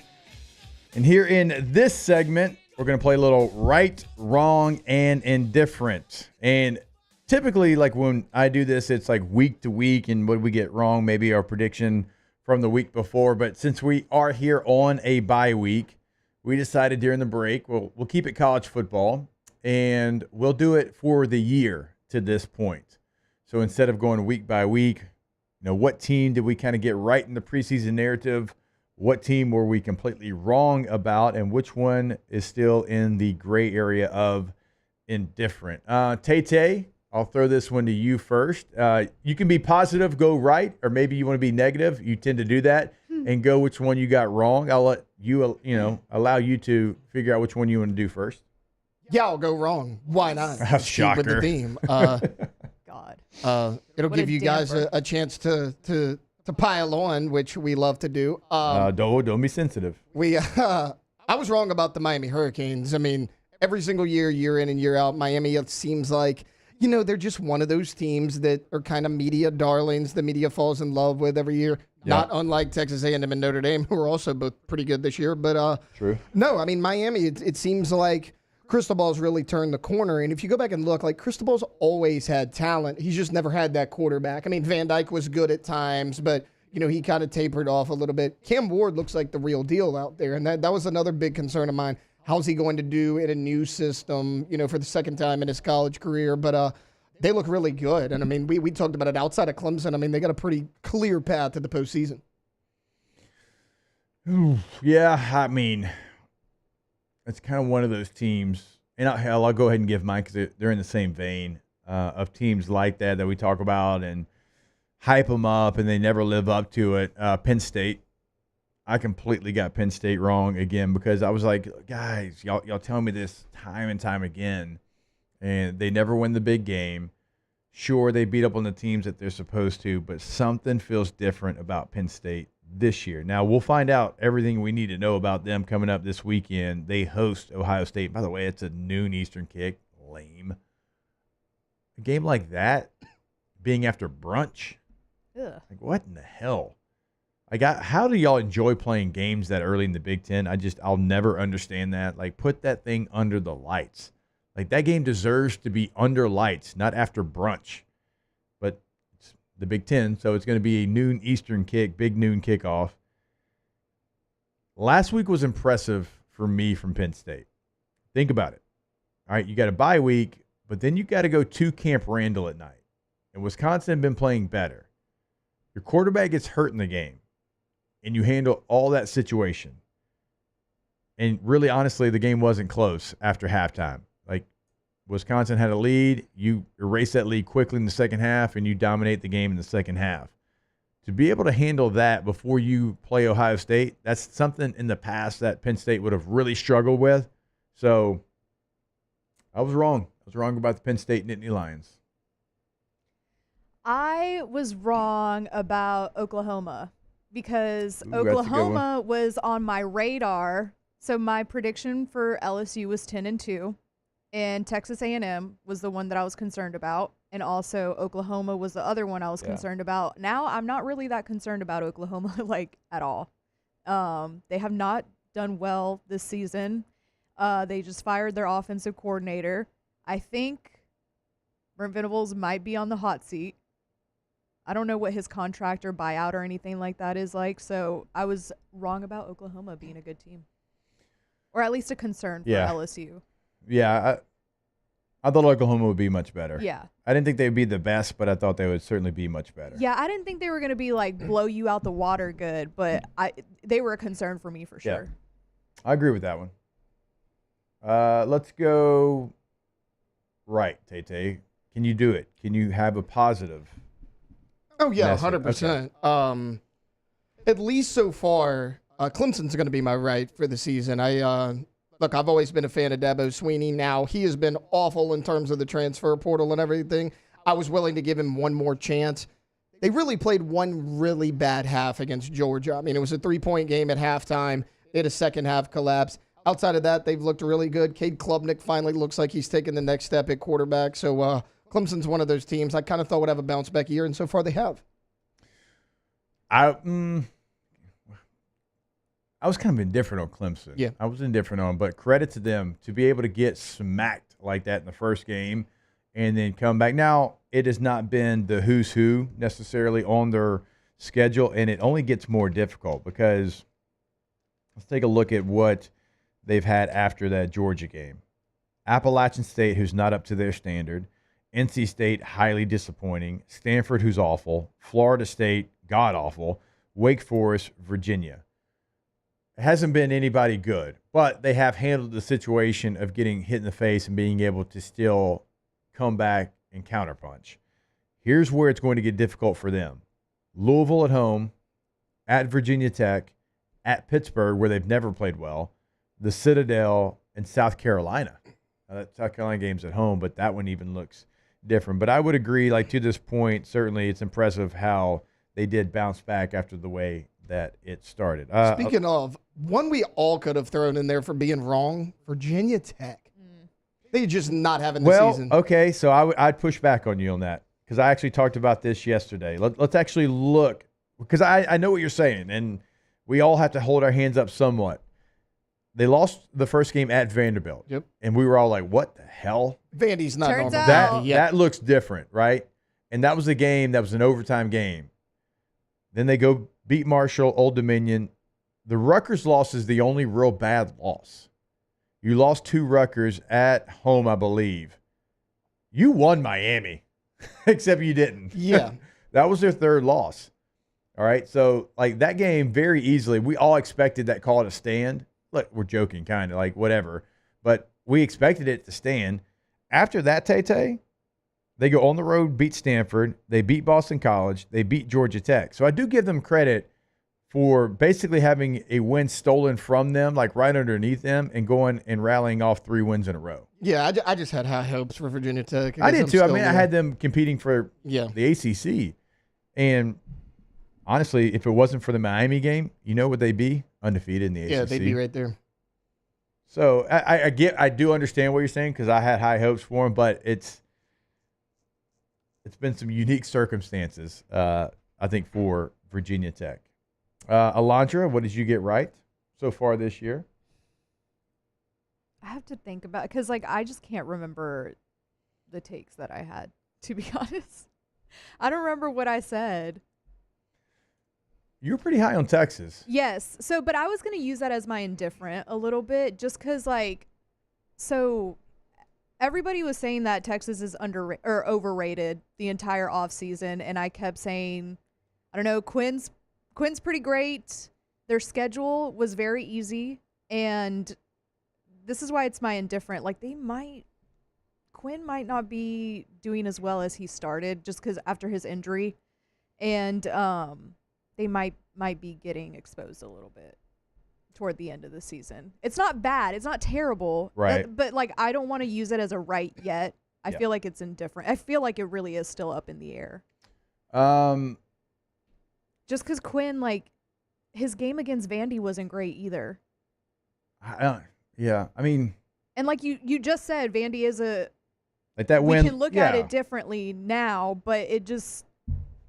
That win does, I mean, like going to Vandy like now means, which is wild. Yeah. But it does. It means something. Yeah. I mean, going to Alabama lost there.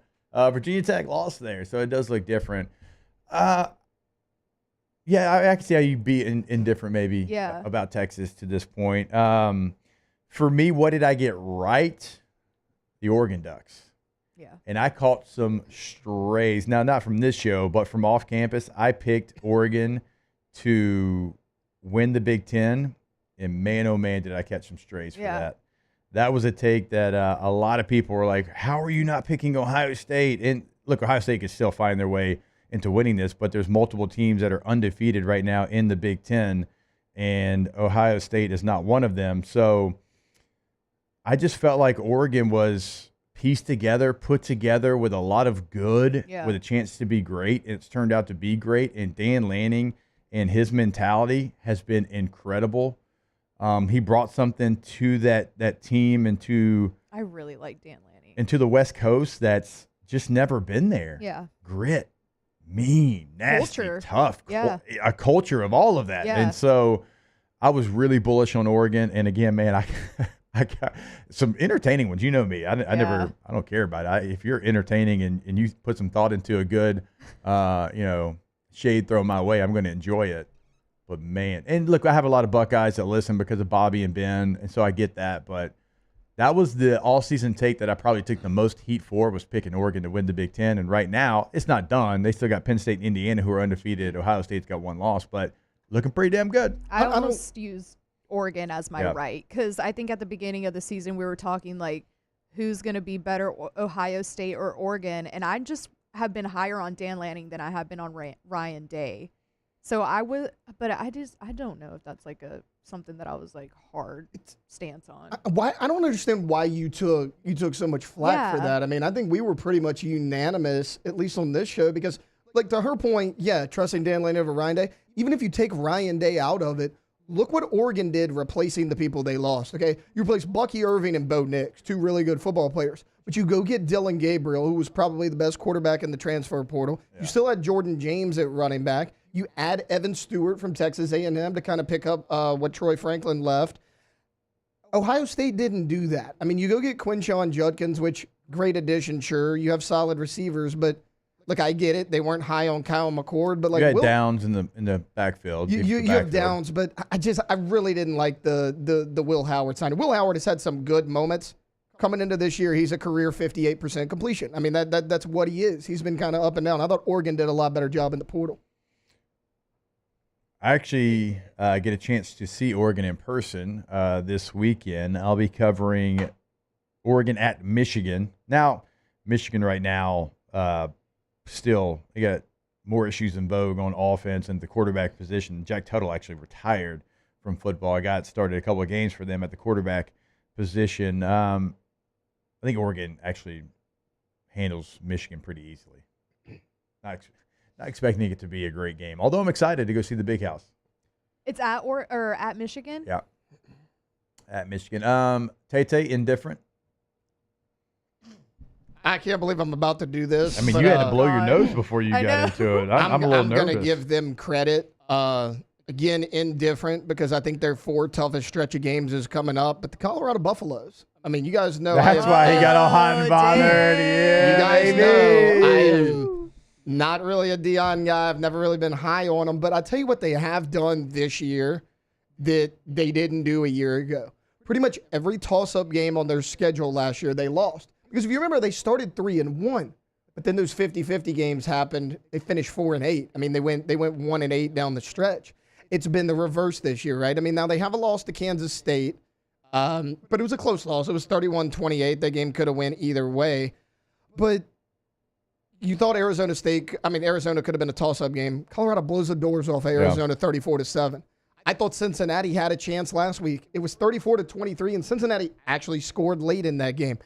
Oh, Baylor was a toss-up game. They win that game. That was the hard fought one in overtime. Now they beat UCF, who really hadn't been as good as we all probably thought they were going to be, but nonetheless, that was a game at UCF that they controlled the entire time. Now coming up, they have Texas Tech, Utah, Kansas, and Oklahoma State.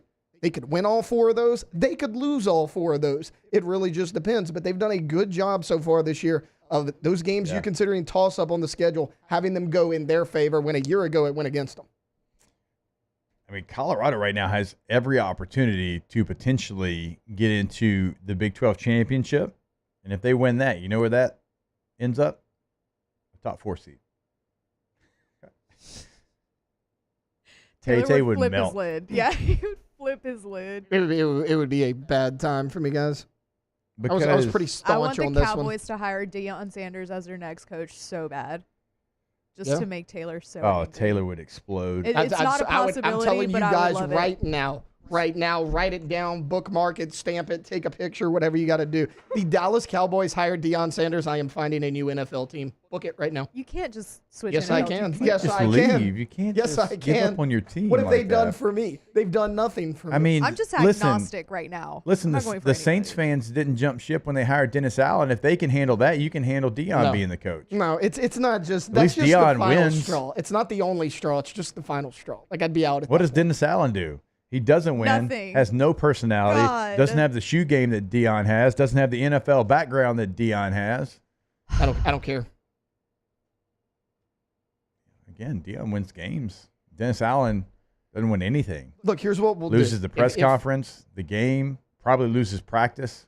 If they hire Deion, we'll come up here. We'll do a rose ceremony every week, and I'll eliminate teams. We'll do it full Bachelor style until I find a new team. Now, it'll be 31 teams because the Cowboys will obviously be ineligible at that point. Can I interest you in a Jim Harbaugh? Bush League Bolts. You know who you can interest me in? I really like Dan Campbell a lot. Yeah. He's too gritty to be pretty. Love that man. Yeah. But I'm not going to pull a Tay-Tay and jump ship. I'm just agnostic right now. I have no feelings toward the Saints besides maybe anger. All right. Well, we'll see if we can anger you when we come back. Maybe we'll talk a little Saints. Indifferent for me, still the Georgia Bulldogs. Oh, yeah. Georgia, number 2 team in the country. They rise to the occasion a couple of weeks ago in Austin against Texas. That was great. I still have questions about their weapons. If they get into a shootout, can they keep up? Carson Beck right now, I still think he's a really good player, but he's turning the ball over, I think, because he's trying to find a weapon. He's trying to find somebody that can take over a game for him. I don't think that person's there. So Georgia, because of a lot of things, will win a lot of games. I'm indifferent on them going and winning a college football playoff, just because I think there's still deficiencies there. So, how are we feeling about Georgia? After they whooped Texas, I feel pretty good about them, but I agree about some of the weapons that they have.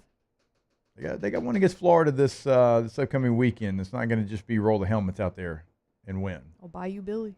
So Florida's a game. He will be. He's got him rolling a little bit. Yeah, I mean, he will be if he wins this game. They'll maybe get rid of the Sunbelt Billy nickname. The longer it takes for us to play Florida, the more concerned I get, because look, DJ Lagway is only going to get better with each and every start, right? I mean, he's a talented guy. He got thrown in there because of the Graham Mertz injury. He's actually looked okay the past few weeks, and he's got 3 more weeks till that LSU game. So that's one that kind of worries me a little bit if DJ Lagway can gain some confidence. All right, that was right, wrong, and indifferent. And I do apologize, Alondra. When we come back, we will hit on the New Orleans Saints right here on OTB. Off the bench. Let's go to CommunitySteelCo.com. CommunitySteelCo.com is the website, of course, for Community Steel Company, located in Gonzales, Louisiana. They've already been there for over an hour and a half waiting on you. Now, they get there early because they want to show you what they can do for you at your home or business. If you want to find out where exactly you're located, top right corner of that website, click on Community Steel, pulls up a map, shows you exactly where they're at. But listen, if you're throughout the state of Louisiana, no matter where you're at, and you want to get in contact with Community Steel, have that conversation with them. Just let them know you heard on OTB. You pick up the phone, you give them a call. 225-647-2020 is the number. Just tell them kind of what you're looking for, what you want to get done. They're going to make sure that you are happy with the work. They're going to get it done right the very first time. Again, CommunitySteelCo.com.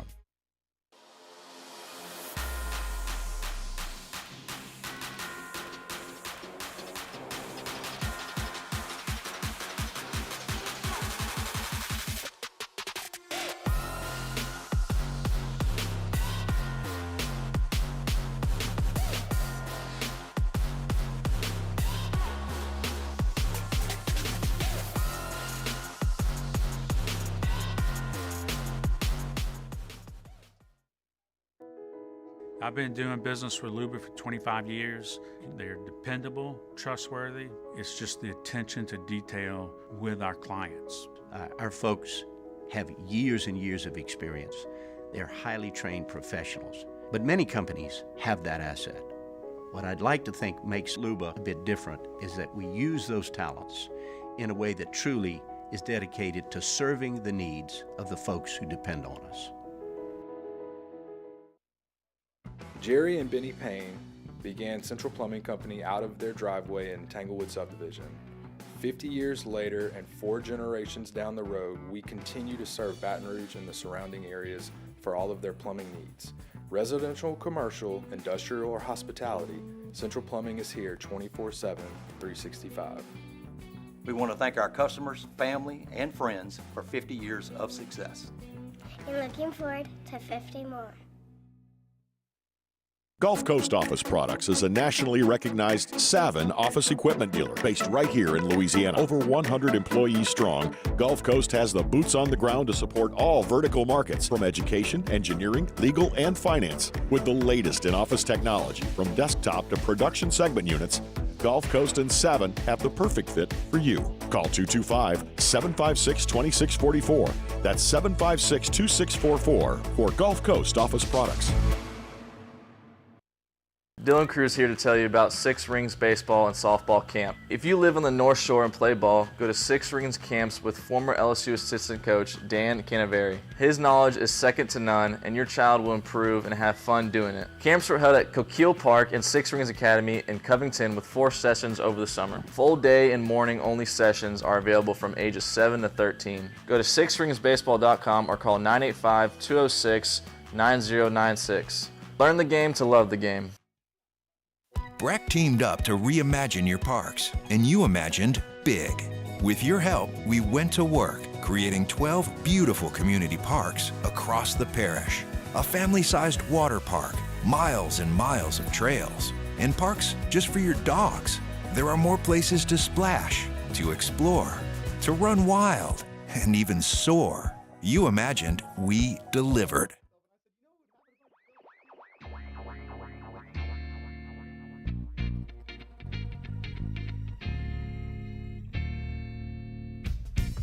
Welcome in to the best morning sports-ish show around. Off the Bench with Hester and T-Bob.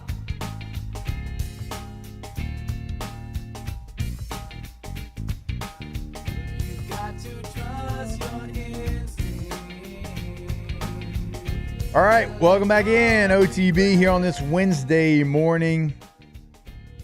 And I know that everybody listening to this show throughout the state of Louisiana, up in East Texas, if you're listening to us up on 11:30 a.m., the Tiger, probably some portions of Mississippi. The reason you tuned in this morning was to hear us talk about your 2-6 New Orleans Saints taking on the 1-7 Carolina Panthers. Is that game free admission?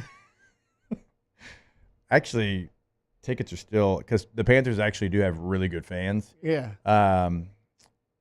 $23, lowest ticket price.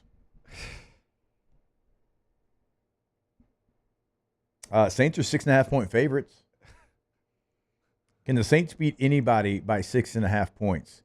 Could the Saints beat Walker by 6.5 points right now? Yeah, they're in a little bit of a I down don't know. year. Walker's undefeated right now. Are they? No. Yeah. Well, that's what they're. I thought that's what they. Maybe They're I'm undefeated wrong. in district. Oh, okay. Sorry. Is that where you play, Tay? Yeah. Oh. Like I've been a Walker my whole life. It's so great I've never left. Because they got a Burger King. They got no, Jake, you're downplaying it. They got everything. They got every fast food thing you can think of. We got a Popeyes, a Cane's, they're both out there. Some Louisiana flair. Okay, Guys, don't downplay it. Okay, hear it's me not out. just a Burger King. I know Derek Carr is making this huge comeback that we've all been anticipating, but I'm betting on the Panthers, just off of pure spite. This is not a joke. This is not like to try to get a laugh. I'm not kidding when I say there is not a National Football League team that I would bet against with the Saints being a 6.5-point favorite. Yeah. There's not one. Right. I would bet for that team. It doesn't matter who it is. The Jets, the Giants, the Panthers, the Raiders, the Titans. You lay them all out. I'm going for that team. Yeah. The Saints right now are not 6.5 points better than anybody. I hope on Monday I can come here and be like, oh my God, I was so wrong. I was so wrong. The Saints won. Look what they did. Although I'm not sure that a lot of Saints fans want them to win anymore. And not because they're just so fed up, they're like, the hell with it, but because they want it to be blown up. They want it to be so bad that Gumchewing Mickey can't make an excuse to bring back Dennis Allen and the rest of the band. But he is, though. Like, I feel like it's already that bad, and he is already making excuses. Oh, he already is. But if you just go out there and you end up 3-14, you can't. Like, not even Big League Chew Mickey can go out there and do that. There's no way. There's no way. I don't think you can if you lose this Sunday. If you lose to the Panthers, that's it. But y'all aren't looking beyond the results. That's true. That's very y'all true. are just looking at results right now. My God, like you look at who they are and what they've been and the way it's trending. If you don't get this one, you got Atlanta coming up on the 10th. That's a loss. You got Cleveland. That looks kind of different now with Jameis. They're at least fun. They just beat the Ravens. God, I love that guy. I mean, still down, like on your schedule, you still have Green Bay, the Commanders, the Rams, who just beat a good team last Sunday night. Maybe it's Thursday night. Either way. Tampa Bay on the road. If this team wins 6 games, how can you stand behind a podium and try to sell that ish to anybody? people that are giving you their hard-earned money to go watch this football team, how could you sell that? You couldn't. There's nothing you could do. You would be the laughing stock, and you're already close to getting there, of the National Football League. It blows my mind. I have never seen a situation, because the NFL, it is so hard to stay relevant. It is so hard to stay consistent. It is so hard to be successful, right? But if you're not successful, you make changes. You make wholesale changes because you have to keep up with the rest of the league. And thankfully, you've got the money to make those changes because you're the most popular sport in our country by a lot. It's not even close. And the Saints, to their credit, their window was open for 2 decades almost, about 15 years. Never happens. Good on you. It's closed. It's nailed shut. It's glued shut. And you're not passing code right now. But I don't know if they don't realize it or they're so arrogant because their window stayed open for so long that they think, just like every head coach, like when they get the retrend quarterback of the first rounder that didn't work out in his previous spot, but I can make him work because I'm me and I can make it work. That's what they feel like right now. And if you go out there on the road in a game in which I wouldn't be shocked at all if the Panthers beat you and you lose that and you look up and you are 2-7, losing 7 in a row. And the 7th game was to the worst team in the NFL. Yeah. And your fans, again, want you to lose because they want it to get blown up, and they probably want a better draft pick. And they would like for you to select a quarterback for the first time in the first round since Archie Manning. Archie Manning. That's actually not Peyton, insane stuff. Not Eli, Archie.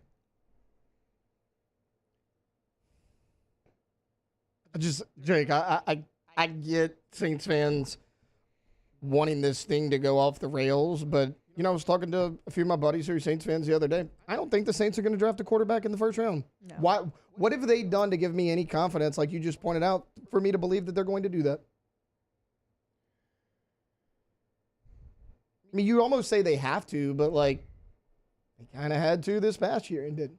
Now they had other needs. They needed an offensive line and all that, and I think Fuaga was a good pick, and where they were, remember, all the quarterbacks went ahead of them, and you would have had to trade up, and God, I mean, you've traded up so many times. At some point, we talk about the salary cap, and everybody that comes on here and talks about it's okay. The Saints have a system, and they've got these gurus for the salary cap. I get that. They figured it out. It's going to eventually bite you in the ass, and you're at that point right now. Sure, can you clear some money to sign a guy, 2 guys? Yeah, you can do it. You can become creative. Cool. You can't make wholesale changes because of what you've done. You can't go sign 6 guys. And you could be like, nobody ever signed. Yeah, they do. Teams sign 6 guys all the time to change the narrative of their franchise. You can't do that. You can sign 2 guys and 4 PUDs if you want to go do that. A couple of nads. You know what nads are? Non-athletic dudes. That's what nads are. Okay? You can sign some of those guys, but you can't change the culture. You can't change the talent because of how you've constructed everything. You've kicked the can down the road, and you have missed on almost all of your draft choices. Almost every one of them. Even the players that are good, you probably shouldn't have drafted them because you have bigger needs at other positions. You're $72 million over the cap next year if nothing changes. The second place team is has $30 million more in cap than you. Well, you mentioned it. I mean, Atlanta did this. They signed Kirk Cousins. They went and signed Justin Simmons, who's turned into a great player at safety. They went and got Darnell Mooney. Jake, you can't make any of those moves. Yeah. We were talking about, can they go sign a big free agent offensive lineman or a wide receiver? No, you can't because you don't have the money to pay him. You go sign Lucas Patrick, who's okay, but you're only paying him 1.3. You can't go sign a receiver. I mean, who are you going to sign that's out there that's willing to take that kind of pay cut? There's nobody out there. All right, let's take a break. More Saints talk when we come back here on OTB. Off the bench.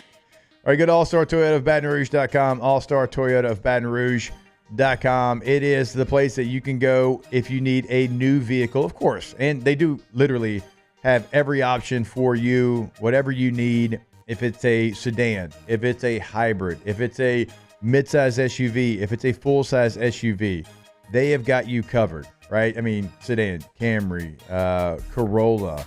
If you're looking for midsize SUV, currently right now, like I'm in the Highlander, absolutely love it. Maybe the 4Runners for you, but the thing is, again, you have options. The RAV4, you have options. You have the Prius over there if you're looking for that hybrid.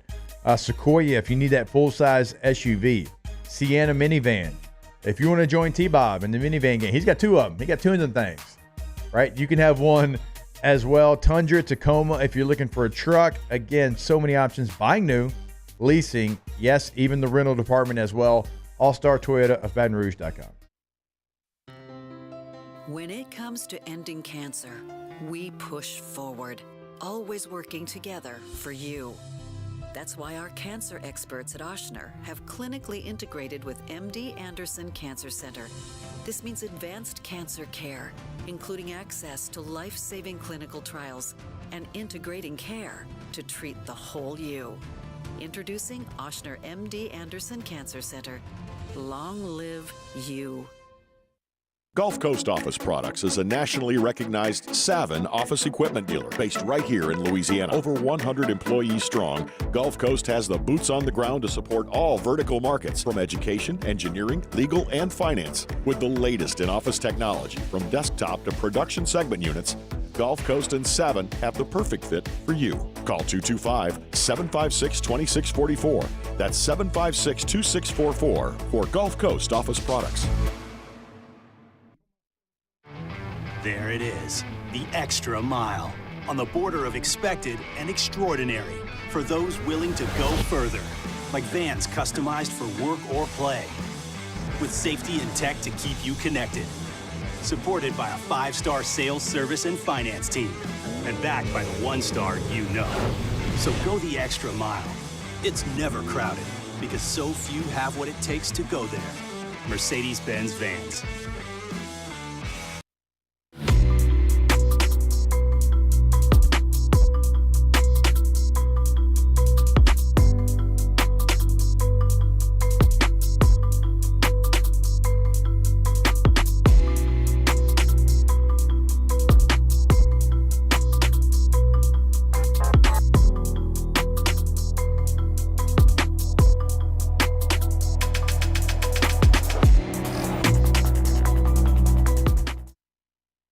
At Luba Workers' Comp, our journey began over 30 years ago with a simple belief: our clients come first. At Luba, our business has always been focused on people, not policies. Through every success and challenge, we've continued to grow because we've stayed true to our values, committed to providing you with genuine dependability. Because your well-being is more than a priority.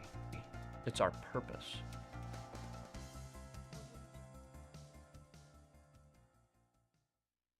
Electricity is all around us, and our families depend on it. Every day is sparked by the power of a cold drink or a warm meal, a movie night, and a comforting light at the end of a dark hallway. From sunrise to sunset, playtime to bedtime, our team is ready to take care of your electrical needs, even in the case of an after-hours emergency.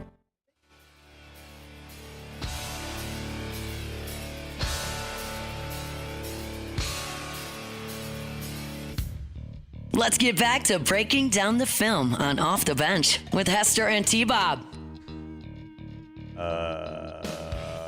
Voice lady, we will not be breaking down the film of the Saints. I don't want to ruin the rest of my week when I do that. You don't want to break down the 8 points that they scored? No. Hey, Derek Carr's coming back this Sunday. Everybody relax. It just made me tense up even more, to be honest. No, y'all chill out. He's coming back. So is he is expected to be back. Ooh.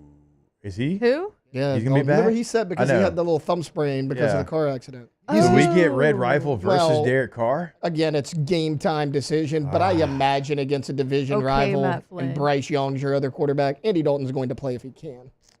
I need Red Rifle versus Derek Carr.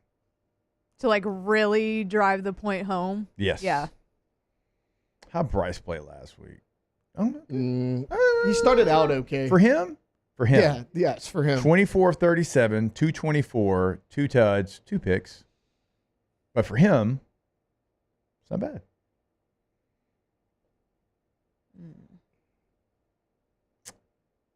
Jalen Coker was their leading receiver for the Panthers. I've heard of him before. Good for you, because I have not. He played at Holy Cross. He's a rookie from Holy Cross. Had 4 for 78, though. So good on you, Bryce Young. He was throwing to Jalen Coker, David Moore, Sam Franklin Jr. Who is Sam Franklin Jr.? Sam Franklin Sr.'s son. I don't hate that. Can anybody tell me where Sam Franklin Jr., and by the way, this was actually a fake punt that he got thrown. Can anybody tell me what college he went to? It's in Pennsylvania. It's in Pennsylvania. It's not going to be Penn State. That'd be too obvious. I don't know colleges in Pennsylvania. Pitt. Besides that, yeah. Temple. Temple. You're right there. Only Temple I know is Temple, Texas. Said like a true Texan. Touché? It's true, yeah. Exactly. So as of yesterday, Jake, they say we still have not decided on who our starting quarterback's going to be based on Andy's health. Again, I imagine if he's healthy, he's going to play. Look, I know Xavier Legette got targets too, but I was just trying to point out the ludicrous nature of who he was throwing to in the game. Listen, I just got some juice for this game at the Red Rifle place, okay, because y'all know me. If you listen to the show, I was Team Red Rifle over signing Derek Carr because you got the Red Rifle for $3 million, and Derek Carr was way more than that, okay? So, yeah, okay, I'm back. I am back. But I want the Red Rifle to play well. All right, we'll be back. Hour number 3 of OTB. Off the bench. All right, go to K2ZBlinds.com. K2ZBlinds.com is the website to go to check out blinds, shades, shutters, drapes. We talk about the screen shade systems that they offer as well. Something that exterior shade that I have, and I know I talk about it every day because that's how happy we are with it. And also, like, you can drop this entire thing. It changes the dynamic of your outdoor space. And I always talk about how it shades the living room. I mean, changes the temperature in the living room as well. Keeps the sun out, takes the glare off the TV. It's literally perfect on Sundays. But also, like, if you just want to drop it a little bit, like just halfway, like you can stop it right there. Like, you control this outdoor shade. And I never would think that something on the outside of my home could drastically change the inside of my home as well. But that's what it's done. And K2Z did it. They knew exactly what I needed to get done. K2ZBlinds.com.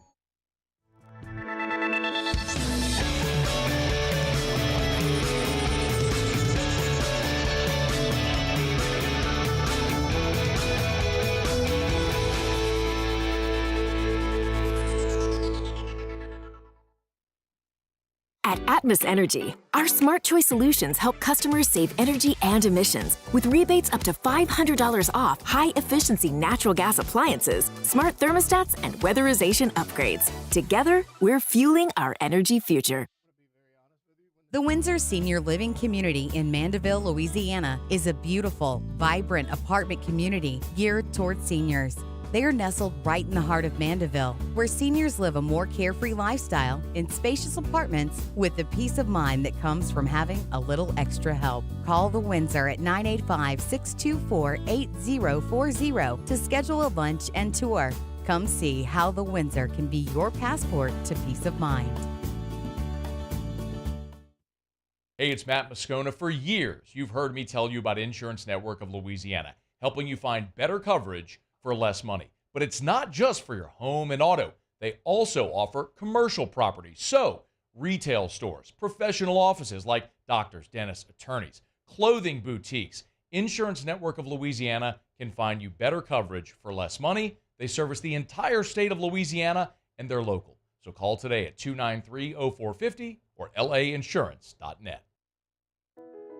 I've been doing business with Luba for 25 years. They're dependable, trustworthy. It's just the attention to detail with our clients. Our folks have years and years of experience. They're highly trained professionals, but many companies have that asset. What I'd like to think makes Luba a bit different is that we use those talents in a way that truly is dedicated to serving the needs of the folks who depend on us. Jerry and Benny Payne began Central Plumbing Company out of their driveway in Tanglewood subdivision. 50 years later and 4 generations down the road, we continue to serve Baton Rouge and the surrounding areas for all of their plumbing needs. Residential, commercial, industrial, or hospitality, Central Plumbing is here 24/7, 365. We want to thank our customers, family, and friends for 50 years of success. And looking forward to 50 more. Gulf Coast Office Products is a nationally recognized Savin office equipment dealer based right here in Louisiana. Over 100 employees strong, Gulf Coast has the boots on the ground to support all vertical markets from education, engineering, legal, and finance. With the latest in office technology from desktop to production segment units, Gulf Coast and Savin have the perfect fit for you. Call 225-756-2644. That's 756-2644 for Gulf Coast Office Products. Dylan Cruz here to tell you about Six Rings Baseball and Softball Camp. If you live on the North Shore and play ball, go to Six Rings Camps with former LSU.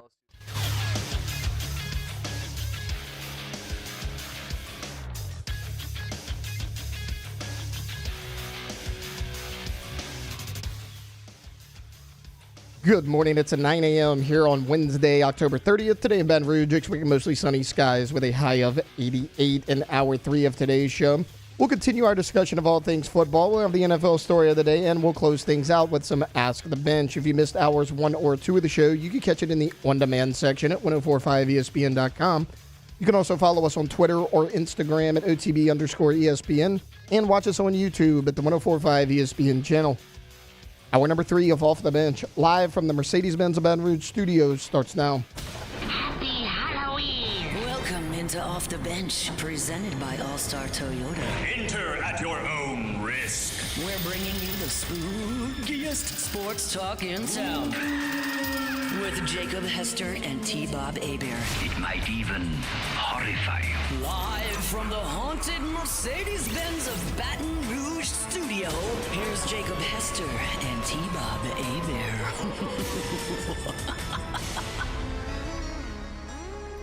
All right, welcome back in. Hour number 3 of OTB. Before we get to Tay-Tay's NFL story of the day, I want to remind you about the G Team. GetGordon.com is the website. Remember the website, you can do everything. You can check out past client results, cases that they've handled in the courtroom, what they can handle for you. You can get a question answered right there on the website. When you go to GetGordon.com, a little chat window is going to pop up. Hey, how can we help you? They get an answer right there, again, on the site.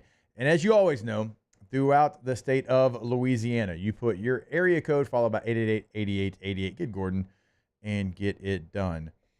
Tay-Tay, again, before we get there, we were talking a little high school playoffs. The brackets, like kind of where everybody's sitting right now, got released yesterday. And I always lean on you for this conversation because you know what? I know that U-High's good because my son plays for U-High. I know they lost to Rummel, and I know they beat Catholic, Matthew Moscona. So that's like the two things that I know.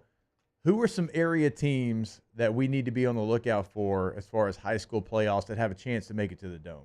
Obviously, Catholic, U-High would be two that I would know. The Dunham Tigers. Oh, yeah, they're 2 seed right now, right? So they would be the 2. Ooh. Episcopal would be the 3. They play each other on Friday for that district title. There are 3 district titles going on. U-High and Madison Prep. Yep. Episcopal and Dunham.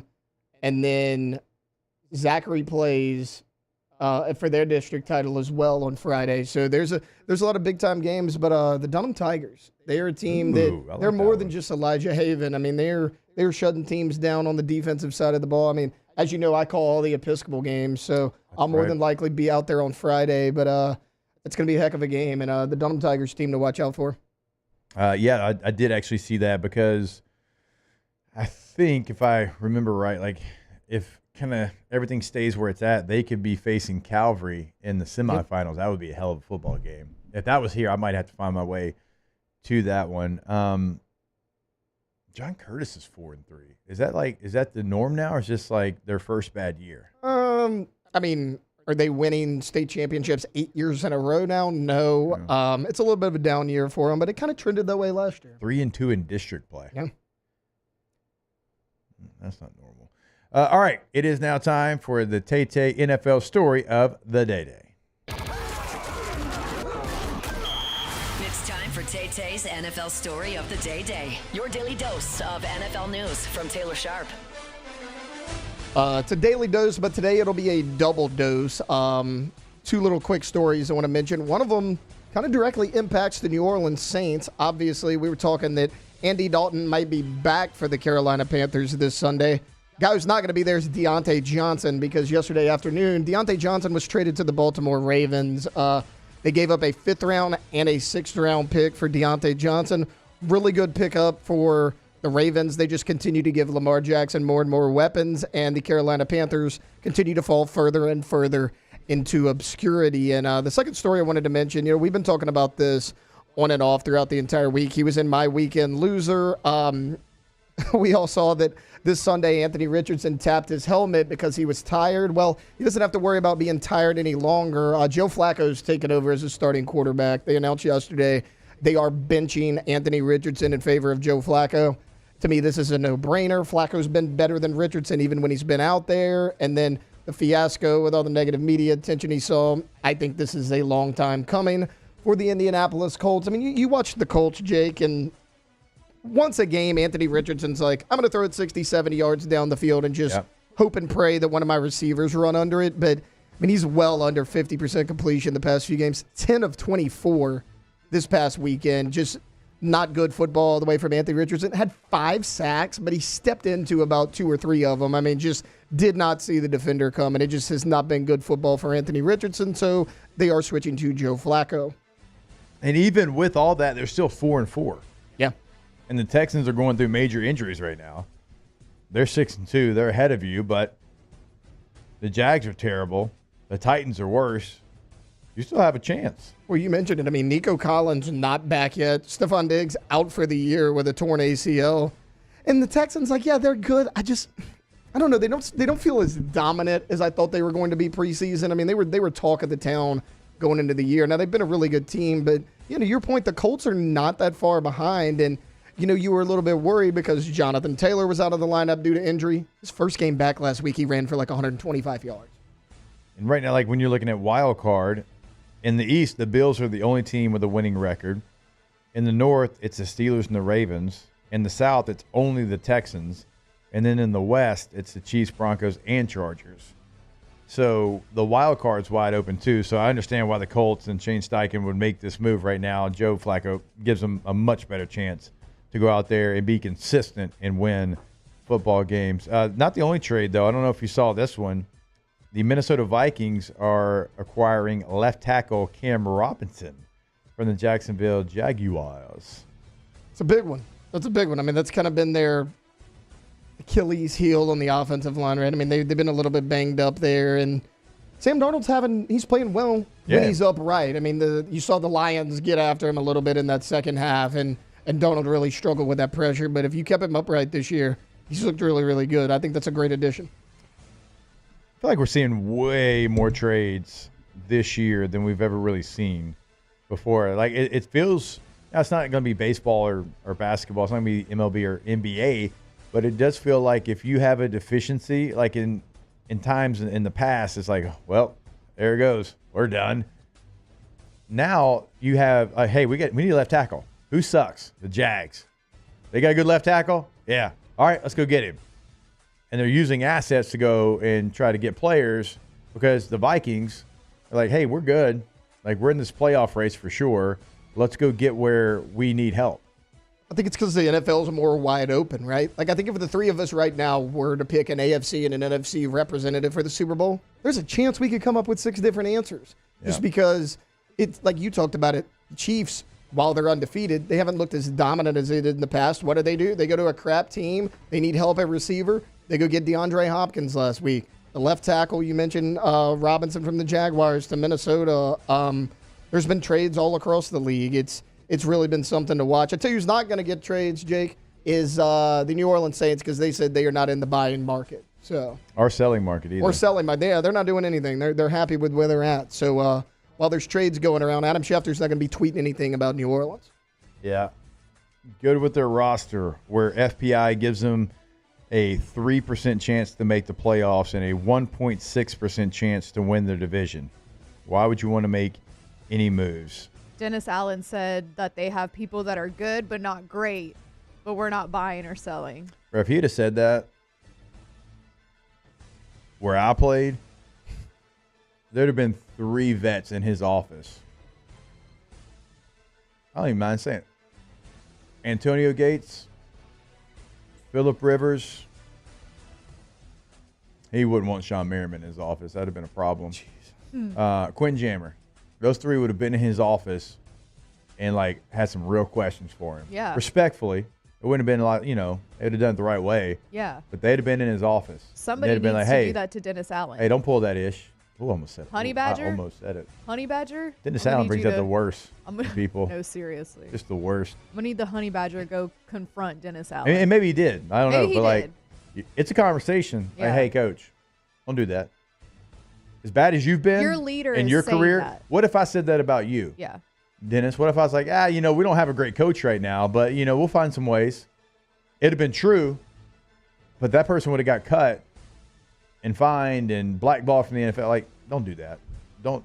You have a losing record. You record. point at your chest because you're terrible. Right. You haven't proven that you can win as a head coach at all. At all. Any of the seasons that you've been one. So it just, I'm not. Was he completely wrong? No, it's not wrong. But like, but don't when say you're that. when you're as crappy, yes, yeah, as he is, you can't do that. Yeah. There's ways because you're awful.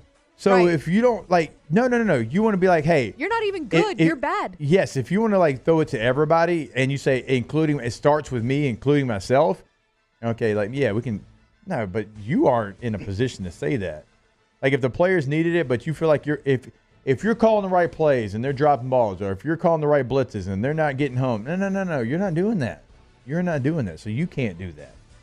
I got to be honest, Jake, I'm still thinking about Quentin Jammer. What a player. Hadn't thought about that dude in years. What a cornerback duo they had for a little while with Cromartie and Quentin Jammer, right? Yeah. God, I forgot about Quentin Jammer. I barely know her. Stud. You know where Quentin Jammer played college football? I actually don't. Alondra? Mm-mm. Oh, let's go. Texas? When? Oof. Oh, probably. Let's see. Early 2000s. I mean, maybe late 90s. Right? Early 2000s. You might, I mean. I don't remember that. Like, I think I remember from like 2004. Yeah, there. because he's much older than, I don't say much older. Yeah, Jam, you hear that? Old son guy. Yeah, he played probably late 90s, early 2000s, maybe. Maybe he might not have made it into the 2000s at Texas. I'll tell you a quick Quentin Jammer story. And 2001 looks like was his last year. Yeah, and I was like 3 years old. Yeah, chill out. Chill. This man was such a physical freak and like knew the game too. Like football IQ was through the roof. He's a hard worker, so I don't want to make it sound like it wasn't, but he liked to work out on it like at his own time. Mm-hmm. Built like a Greek god.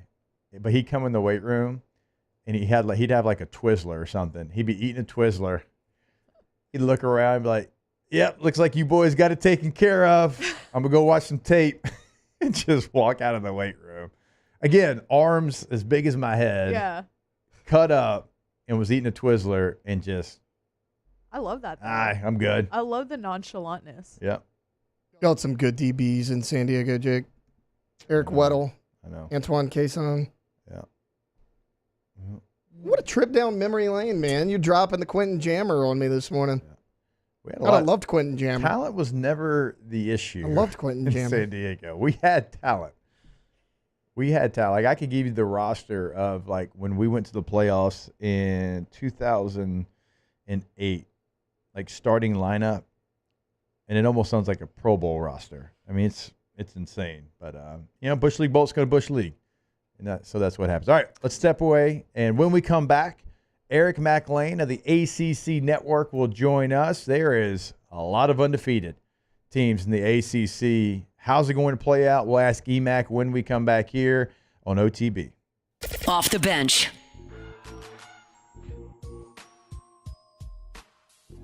Go to iticollege.edu, iticollege.edu, and we tell you all the time, go see them today. I mean, go take a tour. I mean, they are there for your future. They're going to help you with your future. It is for a better life. That tagline is there because it is factual. But we always encourage you. Now, if you go to the website and you see the campus, remember, you can schedule a campus tour right there on the homepage of the website. But once you go visit them off Airline Highway, you'll see exactly what we're talking about. So many different options for you. They're there to help you. And we always we mention them being successful, but it's your success that they're there for. They're set up for your success. So go there today, go take a tour, go see what is the best option, again, for you. And you can do all that, set it up at iticollege.edu. I've been doing business with Luber for 25 years. They're dependable, trustworthy. It's just the attention to detail with our clients. Our folks have years and years of experience. They're highly trained professionals, but many companies have that asset. What I'd like to think makes Luba a bit different is that we use those talents in a way that truly is dedicated to serving the needs of the folks who depend on us.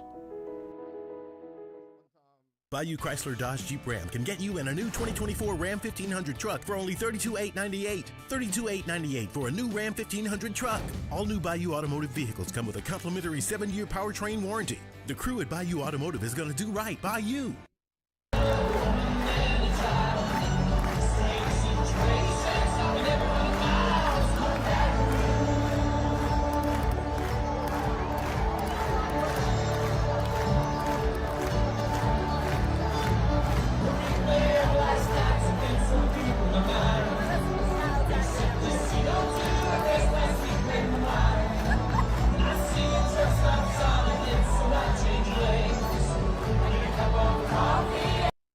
Electricity is all around us, and our families depend on it. Every day is sparked by the power of a cold drink or a warm meal, a movie night, and a comforting light at the end of a dark hallway. From sunrise to sunset, playtime to bedtime, our team is ready to take care of your electrical needs. Even in the case of an after-hours emergency, the light in your life shines brighter with Mr. Electric. Hey, it's Matt Moscona. For years, you've heard me tell you about Insurance Network of Louisiana, helping you find better coverage for less money. But it's not just for your home and auto. They also offer commercial property. So, retail stores, professional offices like doctors, dentists, attorneys, clothing boutiques. Insurance Network of Louisiana can find you better coverage for less money. They service the entire state of Louisiana, and they're local. So call today at 293-0450 or lainsurance.net.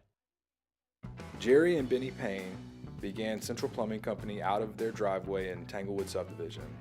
50 years later and 4 generations down the road, we continue to serve Baton Rouge and the surrounding areas for all of their plumbing needs. Residential, commercial, industrial, or hospitality, Central Plumbing is here 24/7, 365. We want to thank our customers, family, and friends for 50 years of success. And looking forward to 50 more. At Relief Windows, we're more than windows. We're windows, doors, hardy plank, and vinyl siding. But our number one product is always customer satisfaction. Visit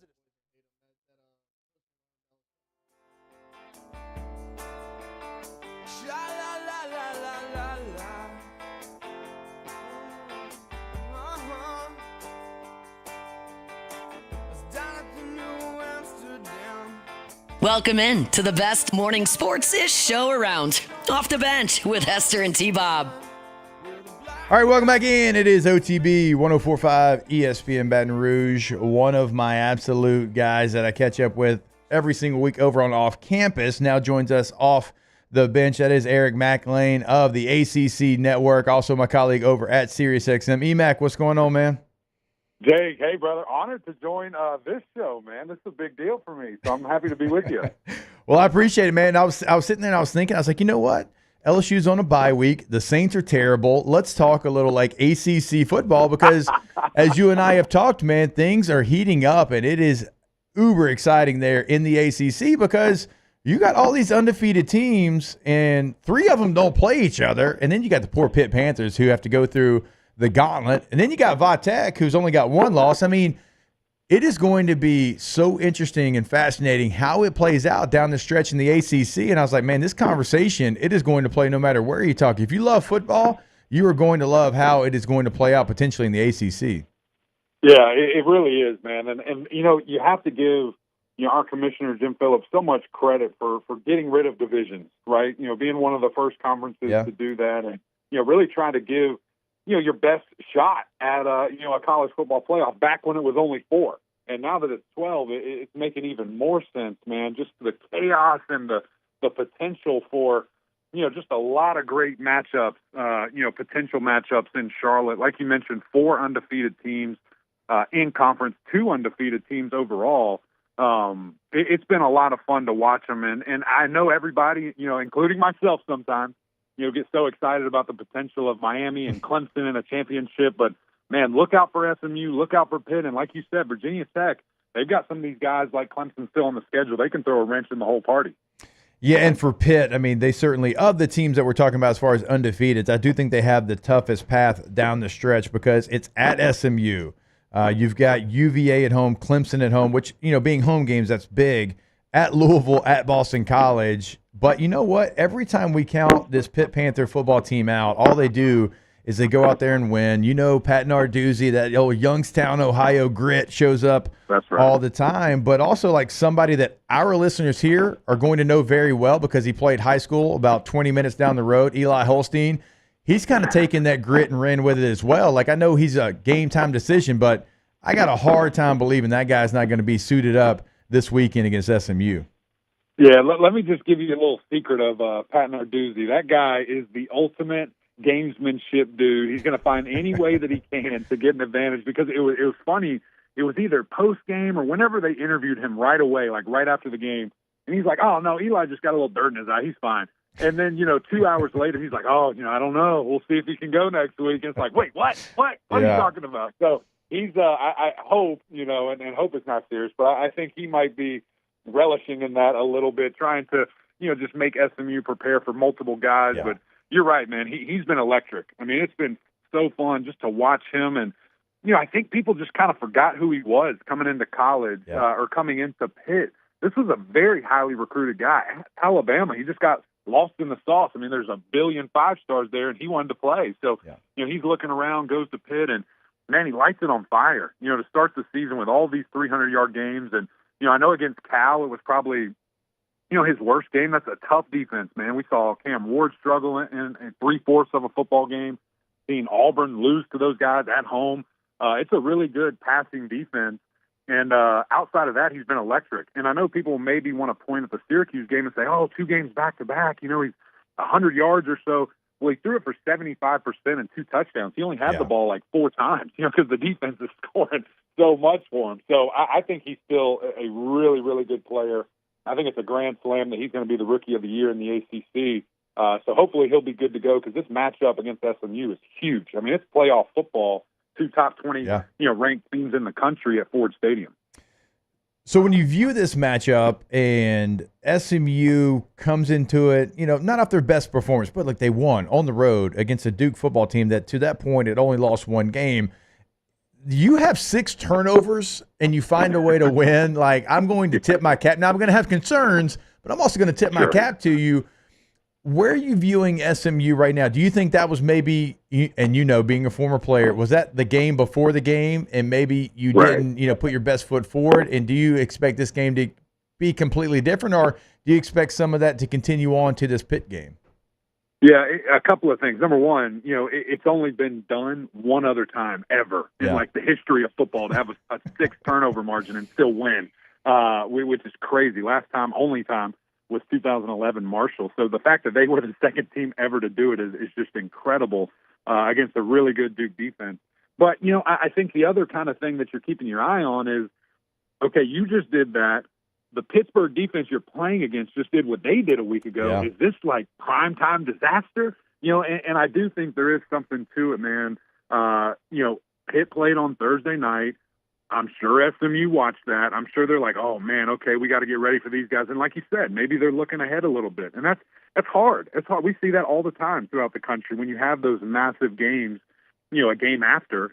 And not that you don't respect anybody, but maybe you're peaking a little bit. And then you forget that, oh, shoot, this is a really good team, that we're playing against. It was, relatively uncharacteristic. We hadn't seen it all year from Kevin Jennings, some just, silly stuff. It would be one thing, Jake, if we sat here and said, man, all 6 of these turnovers were like belligerent, like bad decisions, not making the right reads. But that was only like 2 of them. And he was trying to make a play. That's what he does. He's a relative gunslinger.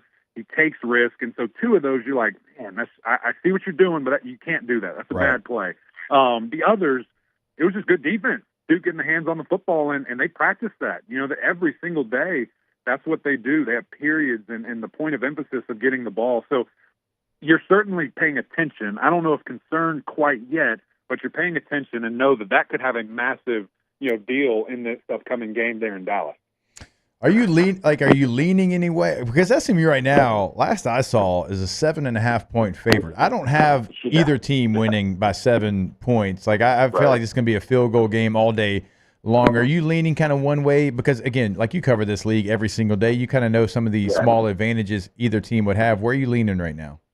Yeah, I am leaning with the Ponies simply because, we've seen it a little bit more consistent from them. Like, both last week were one-offs for each team. Like Pitt was like 14th in the conference in interceptions. Now all of a sudden they're third because they have 5 in one game. And SMU, that defensively, that's kind of what they've done all year. They take the ball away, they score touchdowns. They just it's what they do defensively, and don't really let you move the ball. Now both have been great at stopping the run. It's 1, 2, and 3 respectively. But I just consistent-wise. We've seen it for a full year from SMU, but Pitt is also battle-tested. So I'm with you. I take Pitt with the points, but I'm taking the Ponies to win. All right, not only the big game there in Dallas out of the ACC, but there's a couple of other ones that are intriguing to me. We'll get to Louisville, Clemson. I know obviously you got thoughts on that one, but Duke and Miami, this is going to be in Hard Rock Stadium, and Duke coming off a very tough loss there, but EMAC, 21.5-point favorites for Miami. Miami right now, it's a roulette wheel. I don't know what I'm going to get, but it's turned out they've hit on every single spin of it. It's just it hasn't been maybe the way that we thought the ball was going to bounce. But 21.5, that number to me was surprising because I still think Duke's a really good football team. Yeah, I do too, and that's a massive number. And before the Florida State game, Miami hadn't covered in over a month. I mean, it had been a while since those guys covered, and again, it's flying too close to the sun. I don't know what you want to call it, but this defense for Duke is real. I mean, they're good, and they get their hands on the football. They cause chaos with tackles for loss and things of that nature. Cam Ward just got hit the most he's ever gotten hit in a game against Florida State. He got sacked 4 times, got hit a handful of others. So Duke's looking at that like, here's the game plan. I don't know if we have some of the overall talent that's not always as inspired as maybe Duke plays, but they've got dudes and they certainly have schemes. So I think that's a ton of points. Again, I don't have really a question about Miami winning. I don't think they win by 21. That seems like a lot. So if you're into that business, probably take the Blue Devils. But straight up, I feel good about where they are. Cam Ward, again, not coming off his best day, but I think Miami answered the question of, are they just Cam Ward? And that answer is no. Like, they ran it for 250 against the Noles and did a really nice job of moving guys out of the way. Damian Martinez was just freaky. We hadn't seen him have to play like that yet. And just showing that capability, reminding people, was fantastic. No, it's a great point. They certainly ran the football well, and it feels like something Miami's going to need to do here down the stretch to continue on. And a team that looks like they're heading towards a potential clash against Miami in the ACC championship game, a team that you know very well, the Clemson Tigers. All they've done since that loss to Georgia was go out there and play really well. I mean, and look, I don't really care some of the names on the schedule. All I care about is how do you handle your business, and they have done that every single time. Now, does it get more difficult? It probably will, and it probably starts this week. Now, this game being in Memorial Stadium, I think is a big benefit for Clemson against Louisville. How do you see this one playing out, and how do you see kind of the stretch of games coming up, knowing you've got tough road trips after this game? Yeah, no doubt. I do want to touch on the home atmosphere and being a night game, man. As y'all know better than anybody, those Death Valleys, when they get rocking, it's nearly impossible for an opponent to come in there and win. So I'm excited to see that. Excited to see, the Clemson family show up and have a great night game like this in a big-time game, against a team that, has never beat you before, which is kind of crazy to look at, in the history. But it's a big one, and it's probably the best offense or most explosive offense, that Clemson has played this year. So if there's any piece of this Clemson team that I think we've been a little critical of, it's been the defense, and it's been finishing the drill. Now, when Barrett Carter's out there and Peter Woods and Avion Terrell, when those three are on the field together, the defense is night and day difference. I mean, they're giving up, I think it's 4.2 yards per play total, like passing and running. If any one of those guys or if all three are off, it doubles. It goes up a lot. So when Clemson's kind of in a competitive, nature, that defense has been for real. It's when, kind of the backups and some depth and some concerns start to rise. But, man, offensively, Cade Klubnik has been on fire. That dude is playing at just another level. The game looks like it is significantly slowed down for him. And the understanding of the offense, knowing where to go with the ball. I love watching quarterbacks' eyes, Jason. Seeing him just go 1-2-3 run, 1-2-3 check down, it's just impressive. It's a beautiful thing to see, and that's what he's been doing. So I expect him to keep that up. I expect him to play at a really high level, and like you said, it's going to crank up here in November. Yeah. It's going to be some fun games, but I think they'll be well up to the task. Somebody was asking me on off campus yesterday. We were talking about, the ACC and Clemson, and they were like, okay, well, what if Clemson runs the table in these ACC games, they clinch their spot in the ACC championship game? Would they potentially rest some players against South Carolina, maybe that are banged up there because all they got to do is go win the ACC championship game? They're in the playoff. I was like, do you know that rivalry? Hey, do you know, they don't whisper sweet nothings before the game in that rivalry situation. That's right. Let me just tell you, that not only would never happen, the opposite would happen. Clemson fans could care less about going 11-1 if they lose to those chickens. They'd rather go 1-11 and beat those boys. So, yeah, you don't have to worry about that at all. They'll be primed and ready. Oh, man. All right, last thing here. Since EJ's not with us today, we can make fun of Florida State. Not make fun. Okay, hold on. That was maybe a little too strong. But, EMAC, earlier in this show, we were talking about maybe some of our biggest surprises of the year, kind of, reflecting on what it's been so far. Florida State being 1-6 in ACC play, 1-7 overall. I think it's a team that I picked to be in the ACC championship game. I knew they lost a lot, but I was like, you know what? The culture's good. DJU is going to do enough, and they're going to be competitive. Maybe they don't win the ACC. I would have bet all my possessions that they would have been better than this, and not even remotely close to what they've been. This is shocking. Yeah. Yeah, no, it is. It 100% is, and I think it's a very interesting case study because it's how did you get to this point? Were those guys that left, those 10 draft picks and some other guys that maybe transferred, were they that significantly better than what you have now? Or is it a combination of you missed on some guys coming in and you paid some guys now so they're not working as hard? It's a crazy, crazy thing, man, because I think the most interesting thing to me, and you know this, Jacob, the first couple of articles that were coming out, maybe after week 3, is Mike Norvell has to stop doing the transfer portal and hit high school recruiting more. And I'm just like, what? What are we talking? There's nothing you can do, right? There's nothing you can do to win because if you don't do the portal in Dabo, you get murdered. If you do the portal and miss, you get there's no winning. So I think there is somewhere in the middle. I think there's something you can do, but it's been bad. It's been the absolute worst in the league every single week. I mean, the fact that they beat Cal was a miracle. That was unbelievable. Legitimately, that team should be sitting with a 0 in the win column, which is just crazy to sit here and think about. So I don't know how you fix it. I know there's a lot of people that aren't happy. but you got to get some momentum because you're losing your recruiting class that you do have. Yep. Clearly, you're not winning football games in a bad fashion. You're in this lawsuit. You're in the middle of building a bunch of stuff with a bunch of more debt. It's not good. It's not a good time right now. No, it is not. It is not at all. And look, the landscape continues to change, and you might get lost in the shuffle, and who knows how long it can take to get back into the conversation. Yeah. So, gosh, man, just some tough times there in Tallahassee. Emac, you're the man. Truly do appreciate you joining us and dropping that ACC knowledge here to our Louisiana radio show. We appreciate it. We'll have to do it again soon. No doubt, brother. I appreciate you having me. Have a great show. All right, there he is, Eric McLean of the ACC Network. Also, my colleague over at SiriusXM does a fantastic job there on set every single week. You never been to a beach outside of Texas, Alondra, as I'm seeing in the chat? I almost interrupted the interview to ask you that question. No, I've never been to a beach that's not a Texas beach. So I've never been to like a nice beach. Like there's a lot of like you've technically like not been to the beach then. Yeah. I mean, Corpus is.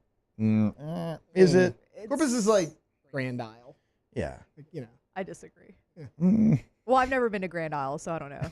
I've been to both. He's got it right. He's got it right. That's Depends shocking. what beach in Corpus you're going to. Now but look, I've never been. I didn't grow up going to the beach either. The Yeah. first time I saw the beach, I was a teenager. I was well in high school, so we didn't grow up going to the beach. Yeah. I love the beach. My family doesn't really love it as much. We would go to like Opryland, which is now like Dolly Parton's amusement park. Is it? Yeah. It's Dollywood. Yeah, Dollywood. Couldn't think of the name. Yes. Yeah. Like we'd go play like Six Flags in Dallas. Like those are the places that we went. So like I didn't grow up going, but like as an almost 40-year-old, like the beach. Yeah, I haven't actually been to the beach since like 3-4 years ago. And you haven't really ever been.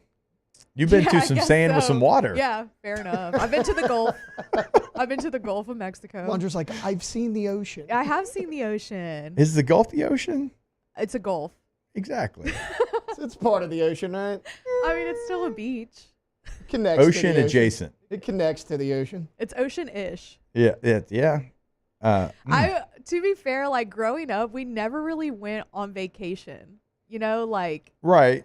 Yeah. So we would go down to Corpus because my great grandma lived there, and my dad grew up there, so we'd go there all the time. But like, we never really went. We'd go to Mexico to see my mom's family, but it wasn't like a nice part of Mexico. So we just we've never been. When I went to Florida, we just go to Orlando. So. All right. And when I went to California, we were just like in LA, Anaheim. We didn't go to the beach. So no Newport. I would like to go see an actual beach though, like one that's pretty. Everybody's kind of different there. I hear Destin's great. Like California beaches are different than Florida beaches. Yeah. South Carolina beaches are different than all those. They're like that whole 30A, like where my in-laws live, they're pretty close to that. Yeah. You'll go sometimes and it looks like bathwater. Really? It's so clear. Yeah. And the sand's I've great. never seen it. Hey, somebody, if you're listening out there, boo up Alondra and take her to a Florida beach. Okay? Or hey, even like at least get her to Biloxi. Right. Or, I've never even been Gulf to Shores. Beau Rivage or something. I've never been to Biloxi, never been to Gulf Shores. We got None you. of that. We're gonna get that taken care of. We will get that taken care of. All right, we are like incredibly long. I apologize, poor clock management. We'll take a break. More OTB coming your way. Off the bench. Go to oakparkevents.com, oakparkevents.com. Look, man, if you want to throw a holiday Christmas party or luncheon or anything like that, go to Park 73. We got a couple of great dates left for you. And look, man, who doesn't love the vibes during the holiday season, right? And so you go to Park 73. It's gorgeously decorated, very festive. We got Christmas trees everywhere. They're going to blow your mind. We got that beautiful outdoor fireplace where you can go set up. We get a s'more station ready to go. Put you, your employees, your friends, whoever in that holiday spirit. Okay, so a couple of dates left. Act now before they go to Park 73. And then, of course, we also have Oak Lodge. And if you need a wedding, corporate event, meeting, retreat, seminar, anything like that, turnkey service, customizable to what you want in terms of food, ambiance, music, all of it. They're the best. OakParkEvents.com. The only thing scary about the deals at Bayou Ford is if you miss out on them, like $15,000 off F-150. Bayou Ford has $15,000 off Ford F-150. All new Bayou Ford vehicles come with a complimentary 7-year powertrain warranty. The crew at Bayou Ford is going to do right by you. When you can't rely on technology, you can rely on Mountain Cold Refreshment. Dave's back on. Coors Light. Choose chill.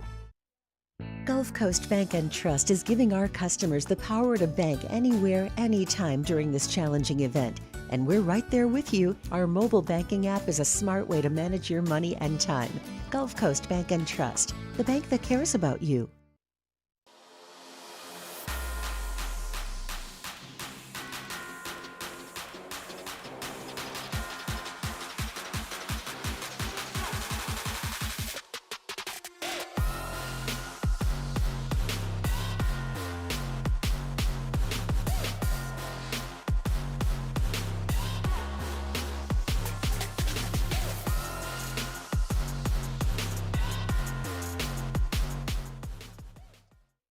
At Luba Workers' Comp, our journey began over 30 years ago with a simple belief: our clients come first. At Luba, our business has always been focused on people, not policies. Through every success and challenge, we've continued to grow because we've stayed true to our values, committed to providing you with genuine dependability. Because your well-being is more than a priority. It's our purpose.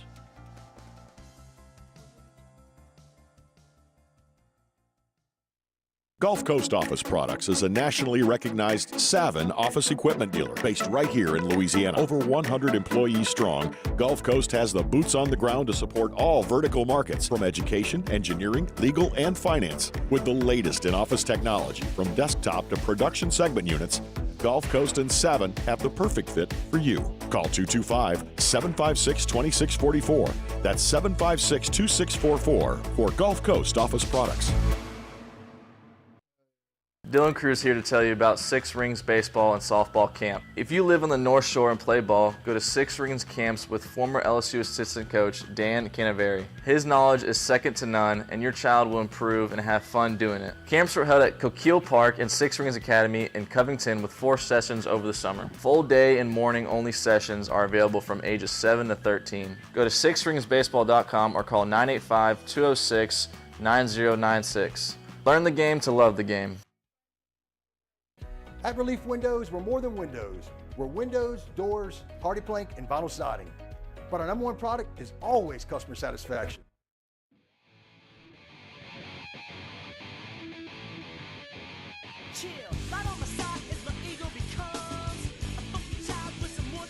Welcome in to the best morning sports-ish show around. Off the Bench with Hester and T-Bob.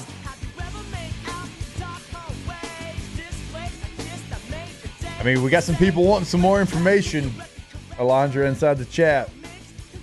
Jake, if you really want to be my wingman, I'm going to need you to hit up Joe Burrow. I didn't know what name was coming there. I didn't know what name. I'm going to need you to text Joe. We confirmed Joe is single, right? I don't know. Like, is that confirmed? It's just, it was a theory. There. I don't know. Alondra don't care. I do care. Oh, my God. Don't put that out there. I care. It doesn't sound like you do. AccuTempBR.com. AccuTempBR.com. This is the season of change. Well, the weather is changing, but also you know it's going to go cold, then go hot, then go cold, then go hot again. And so you're going to be changing your system. It's going to have AC on, heat on, AC on, heat on. Don't shock the system, right? Make sure that your unit can handle that. That's just how it is here in South Louisiana. The temperature is always going back and forth here as we get into early November. But if your system is up and working like it should, thanks to AccuTemp, you don't have to worry about that. So go to the website today, AccuTempBR.com. Florida State's 1-7. Like, it's still like saying that out loud. They have lost to Georgia Tech, Boston College, Memphis, SMU, Clemson, Duke, and Miami. their only win, as Emac said there, was basically a miracle win against Cal. Is that bad enough to make changes? Because, okay, so just real quick, they are going through what LSU went through in 2020.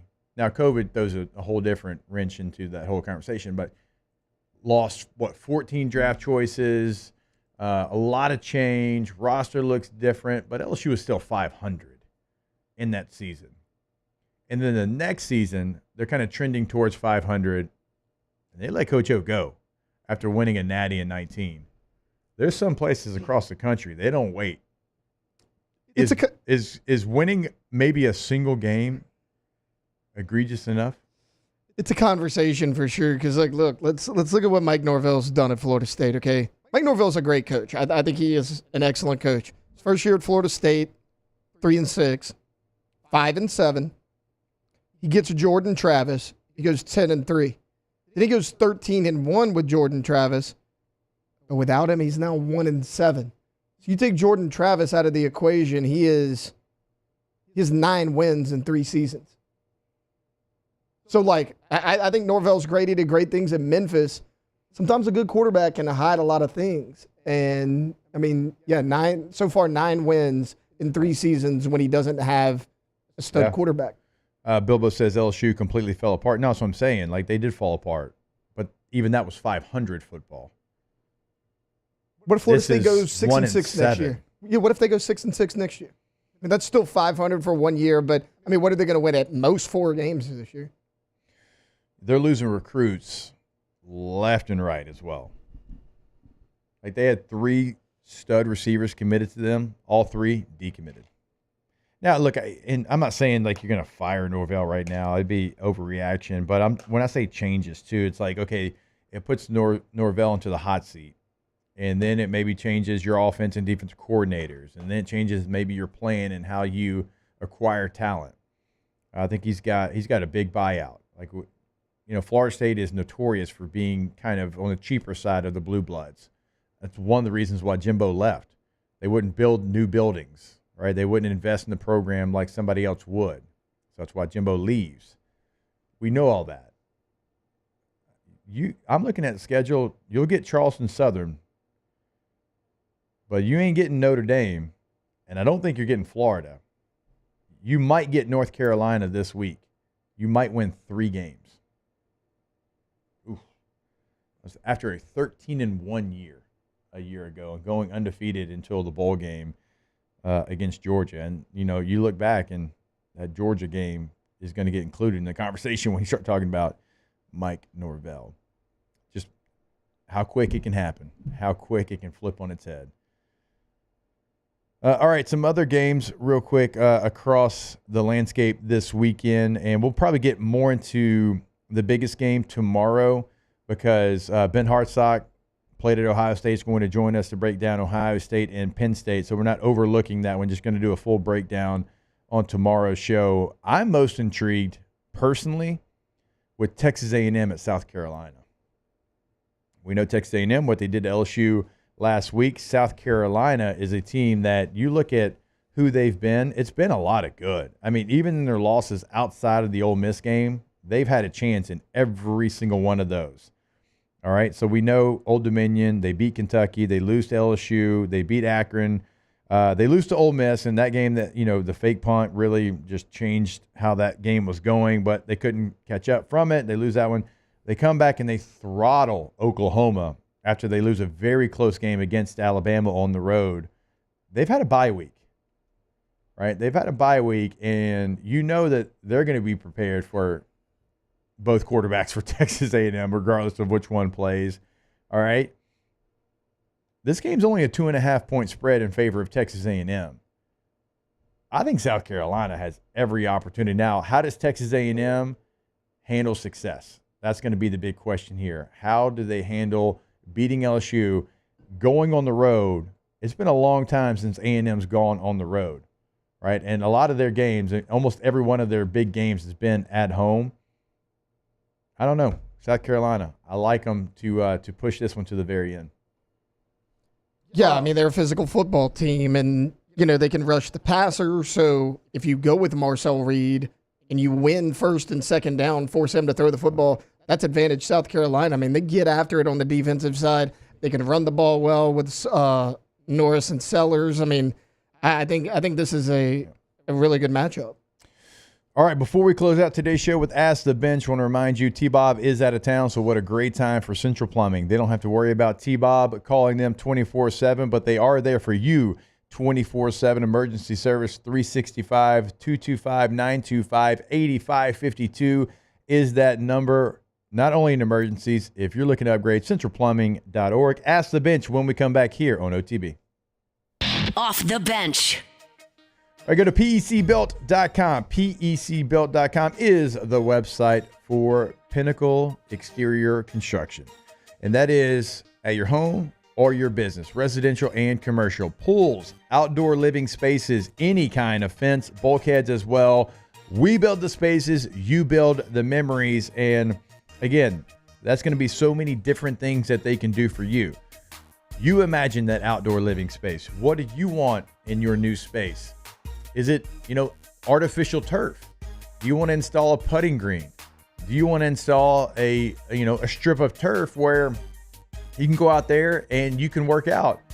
Some people might make their sons pull parachutes behind them in the backyard, right? Couldn't be me, but if it's muddy, you can't do that. You can change your backyard game, your outdoor living space with Pinnacle. Go find out more information at PECbuilt.com. It's no secret. The best oysters in Baton Rouge are at Jolie Pearl Oyster Bar. Enjoy mouth-watering South Louisiana flavor and oysters from all over the country. And don't forget our nightly drink specials.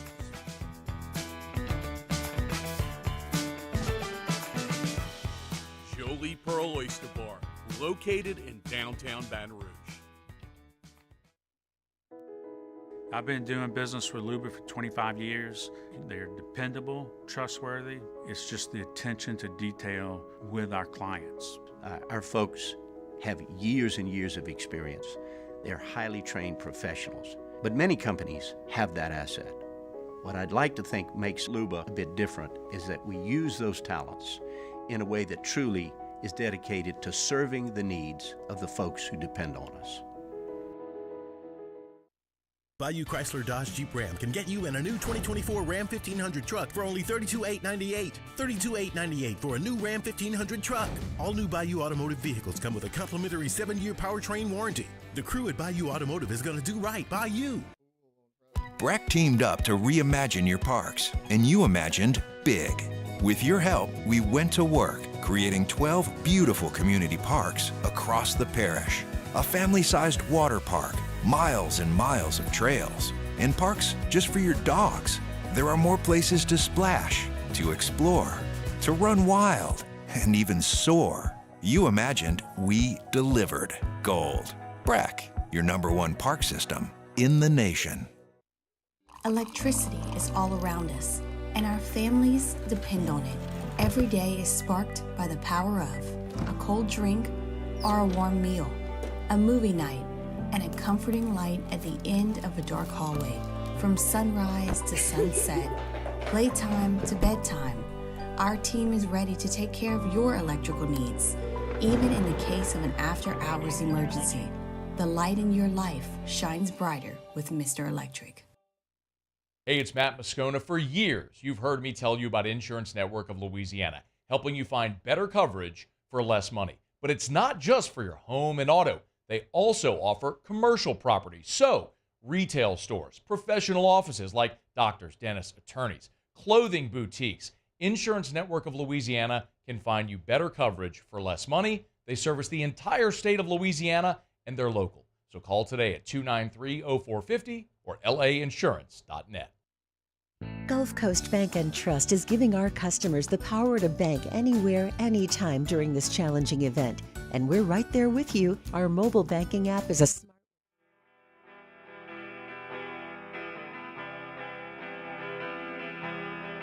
Back to sports talk. Maybe. Off the bench. Again, OTB. I want to remind you about Trash Rangers, trashrangers.com. Go to the website today. Residential, commercial, roll-off dumpsters. You can sign up for all of it right there at the bottom of the website. Brand new website. Incredible, incredible website. Trashrangers.com. Didn't even sound like Trump there. Incredible website. They have the best website. The best website out there. He called me. He said, I want the best website. I said, you got it. That's the bench brought to you by Coa Coors Light, Vizzy Hard Seltzer, Blue Moon, Light Sky, Citrus Sweet.